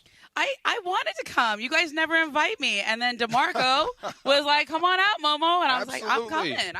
I like the NFL. I just happen to cover basketball. Trying to turn you on to a real sport. All right, so let me start with a question we kicked around on Mason and Ireland. And DeMarco, I'll start with you, but I want all three of you to respond. Cooper Kupp, Hall of Fame or no? Ooh. He's got two, right? 2 rings? Yep. 2 rings. Are the numbers close? I don't know a couple of years when he was like one of the leading receivers in the league. Yeah, I do know this. I'll say this. If it's hard for Torrey Holt to get in with his numbers and his production, it's going to be hard for receivers that don't have, like, ginormous numbers. Right. Marcus, what do you think? Yeah, I think he's Hall of Very Good. I think his peak was really high, but I think it was relatively short when you look at it. The 2 Super Bowl rings. He's played for 9 years. Definitely helps. Yeah, but I feel How many yards? I mean, like, he had a couple of really big years. He also had some injury issues that sort of slowed him down. I think he's Hall of Very Good. DeMarco, the weird thing about him is he's almost identical statistically to Hines Ward. Wow. And Hines Ward, who has a very similar resume, is not in. Yeah. So that's similar why style. I think it's going to be tough. Yeah, except Hines will knock you out. Yeah. I think it's also the storyline, too. Like, when you come in unheralded, right? Like, it's like Julian Edelman or something, right? He was super important to the, also to the not Patriots in. winning. Yeah, and I don't think he should be. He doesn't have the production that Cooper had. But Cooper absolutely had a couple years there. He was, like, Mace, where did you draft him in your fantasy leagues, right? He was like a number 1 or 2 receiver off the board. So, DeMarco, to answer your original question, he's got about a little more than 8,300 yards receiving. Nah, not close. I mean, for the modern NFL, when they said you can't hit quarterbacks and you can't, punish receivers, when they created the Autobahn down the middle of the field, as far as Hall of Fame is concerned, it affected the receivers the most because you're going to have to put up big, big numbers just to be considered now. If he gets in, it would be based over a 3-year period from 2019 through 2021. In 2019, he had 94 receptions, a little over 1,100 yards. Next year, 92, 974 yards. And then the monster year, where he led the league in receptions, yards, and touchdowns. Had 145 receptions, almost 2,000 yards receiving, and 16 touchdowns. But after he was that, a monster. Yeah, after that, he drops off. Yeah, he was a monster. He was basically Sean's avatar. He was the guy that made everything go. He was the mismatch. Basically, you could play 11 or 12 personnel out of 11 because of Cooper Kupp. That's how tough he was and how smart he was. But that's actually a good point, John, that it's a 3-year period that we're talking about, which I think is why we're all hesitating. Because I think Hall of Fame is not just about being good for 3 years. Right. Like, you have to be great for 10 years, for, like, that length of time. It can be. I mean, Kurt Warner's got some holes in his career. He's in. Terrell Davis was good for a short period of time, but he had a really good run, and he's in the Hall of Fame. So every now and then, but it's just For wide receivers in particular, when you're sitting on 8,300 or anything less than 10,000, it's going to be hard to get in. So let's assume he gets to 10,000. Is that the hurdle he needs to clear? Because I mean, realistically, how many all pros does he have? I don't think he's got that many. Well, and all-pros. also think on his current team, he's not the number one receiver. Not even close to the number one. Right. Yeah, and he's only been. I think he's only been all pro once. Yeah, I mean, like maybe not Hall of Fame, but Ring of Fame. Yeah, I think he's a Ring of Honor guy. I mean, we're talking about him being 1,700 yards away from 10,000, which at the pace he's going means he's got to play another three, 4 years. Like it just. Well, I don't know if he could do it anymore because he won a Super Bowl with Seattle, but I fully expected him to sign that deal at the end of his career to become a Ram and retire a Ram. But that might change now. But, yeah, as far as being, like you said, one of the guys you'll never forget, he caught the winning touchdown in the Super Bowl in L.A. He's a legend for life. And was the Super Bowl MVP of that game. Yeah. All right, so the other thing I brought up, and I'm curious if you guys agree with it, is we all think, DeMarco, I know you're the one that's allowing the most room here, but I'm assuming Momo and Marcus, you agree with Mason and I, that we think Aaron Donald's coming back, right? Yeah. At this point, I mean, it feels more like a win than an if, at least for me at this point. Okay, I agree with you. Now, here's my question: if he comes back, if Aaron Donald comes back, and the defensive line would be Myles Garrett, Aaron Donald, Braden Fisk, Poona Ford, Kobe Turner. I'm leaving some guys out. I mean, they'd just be absolutely loaded. DeMarco, doesn't that make Trent McDuffie the most important player on the defense? If the line is so good that you can't block it, they have too many good players, doesn't that automatically mean McDuffie gets the microscope? Yeah, I'm looking at Myles Garrett. He's I was right too. I was like, Stafford and Garrett are just right there. Is his arm as big as his It really is. I was like, that's a shoulder. But, I mean, right. I'd rather have him than anyone. But it wasn't because you were lacking pass rush last year. You had it. You just couldn't cover up anybody. So your point is valid. McDuffie, the secondary, and the much improved cornerback position, I think, is the key asset or the biggest asset of the offseason. And that includes Myles Garrett because you were getting the quarterbacks. You just couldn't cover anybody up. So now you have a chance to get there faster and you can take away a team's quick game now. So, yeah, it stands to reason the defense will be much more improved because of the cornerback position more so than what's being thrown at the quarterback. Momo, do you play fantasy football? Of course. Okay. So, Marcus, you still do a show over at NFL about fantasy football, right? Yes, sir. Yep. Okay. So is it a lock that Josh Allen's the first QB off the board, or can you make an argument for anyone else? You could, but it's the consensus is pretty much Josh Allen. I guess if you want to, tell yourself a story, you can put maybe a Lamar Jackson or Lamar Jackson's probably the only other one you could really make a strong case for.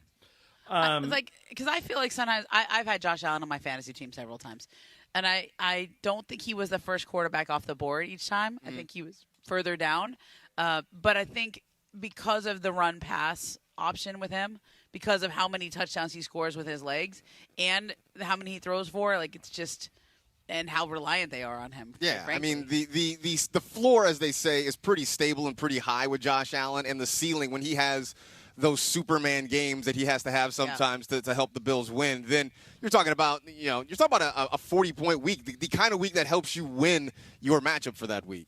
All right, so Marcus, if I'm determined to take a quarterback, I got my pick coming up. I've got a couple running backs and a wide receiver.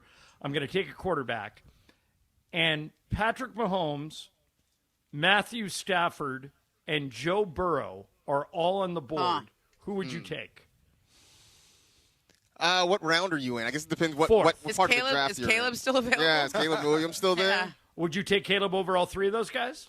Yeah, maybe. Yeah, I would. Because I think he gives you a little bit more rushing upside than the rest of them. Mahomes, I'm just worried about the knee, and I know he's trying to get back and all the video. He also wasn't that good. great fantasy-wise the last few years. The offense hasn't been great there in Kansas City the last couple of years. Joe Burrow, the upside's there, but the injury risk is real with him. And Stafford is great, but he's just older. Yeah, that's right? it. I mean, and Stafford's the guy that if you decide you're really, really waiting on a quarterback, Stafford will probably be there in like the 10th, 11th round, if that's what you decide you want to do. But Caleb Williams has kind of been in that nice sweet spot that, in a lot of mock drafts I've been drafting him a lot. Where would you put Justin Herbert? Behind all those guys or right in the middle of them?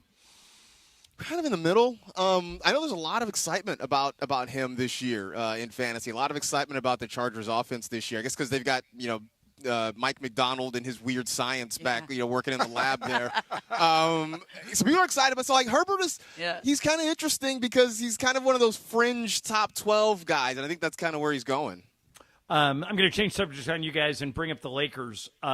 Mason gave me some encouraging news today, Momo. I have my over-under in my own head for the Lakers at 46. Okay. I think they won 53 last year. They gave up a significant amount of their offense. No LeBron, no Rui, no Ayton, no Kennard, no Marcus Smart.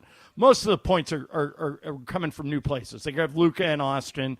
So I think there's going to be a small drop-off. But he told me that Jovan Buha, who I really like and really respect, has him at 56. 10 more games than I do. If you had to guess, Ramona, what number of games the Lakers will win this coming year, what number would you settle on? I'd go right around 50. Okay. 50. I mean, but that's banking on Luka and Austin being healthy. Like they weren't last year. Right. Right? They each had significant. Neither was lengths of time Kessler, but you figure he's healthy now, yeah. I think Kessler also was. Everything I know about his shoulder is just that they were on a tanking team. If he's not really going to be that, they're not trying to win, then go get your shoulder fixed so it doesn't keep popping out, right? Like, so it was just like he could have, if he was on a team that needed him, he would have played more. That's what I heard too. Yeah. Yeah. So I don't have the concern about him as much, except that he's big and they sometimes get hurt, right? But I think Luka and Austin are the real ones that I have concerns about kind of forevermore, because once you start having soft tissue injuries, you start having soft tissue injuries. Right, and Luka's had one almost every year for the past 3 or 4 years. Yeah. Marcus, if we take Ramona's number, 50, would you go over or under? I'd probably go under, but very slightly. I mean, I think you're looking at 49, 48, somewhere around there. So it's under, but not by a lot. Yeah, John, you know what's interesting? Look at the Eastern Conference now. So the story of the NBA the last few years has been how much better the West is than everybody else. I think the East has really started to even out now. Yeah, you're right. It's the Atlanta's top two going to be a lot West. better. Philly's going to be a lot better. I think Orlando's improving. Charlotte's improving. I think you're right. DeMarco, Miami is going to be better, obviously. DeMarco, if we use Ramona's number, 50, would you go over or under? I'll take the under, but slightly. Like 48? Yeah, 48. I think we're all in the same area. I think they'll go area backwards code here. some, but not a lot, I hope. But I don't know what this team's going to be. Do you? I mean, no, you know what's interesting? I don't think anybody does. I don't even think JJ knows yet. And let's see if they get Jonathan Kuminga. I think they have a real strong offer out to him. I think it's doable. What is he waiting for? Just to see if another team offers him more money? Yeah, basically. Okay. Look, so there's some dominoes that need to fall.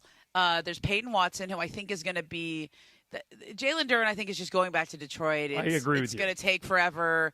It'll be into late August. They'll pay a little more than they want to, and he'll take a little less than he wants to, and everybody will be mad, but they'll get their money. It'll move on, okay?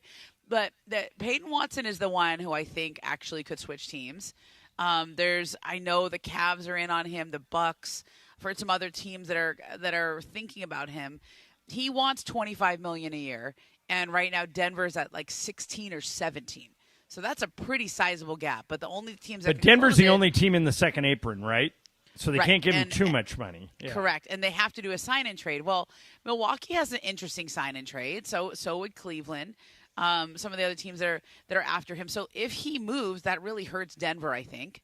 They relied on him. They need him. He's one of their young guys, and that hurts them. Okay, so once Watson's off the board, the teams that don't get Watson, I think that's what Kuminga is waiting on, because they have a similar profile. I think Watson's a better fit for all of these teams because he's a classic 3-and-D guy, whereas Kuminga kind of wants the ball in his hands. He wants to be a scorer. He wants a team that's more built around him. He didn't really embrace that role in Golden State necessarily, but if he waits too long, he could get left holding the bag. like he could get left on a very small contract as opposed to a longer term deal, and he's already left a lot of money on the table. So I think this is an interesting time for Kuminga, and that fit with the Lakers that's a very interesting fit. Any worries that he crashes out and sort of wrecks what is already kind of a fragile ecosystem that nobody really knows what this team is right now? No, I think that they need more players, not less. I think he would work out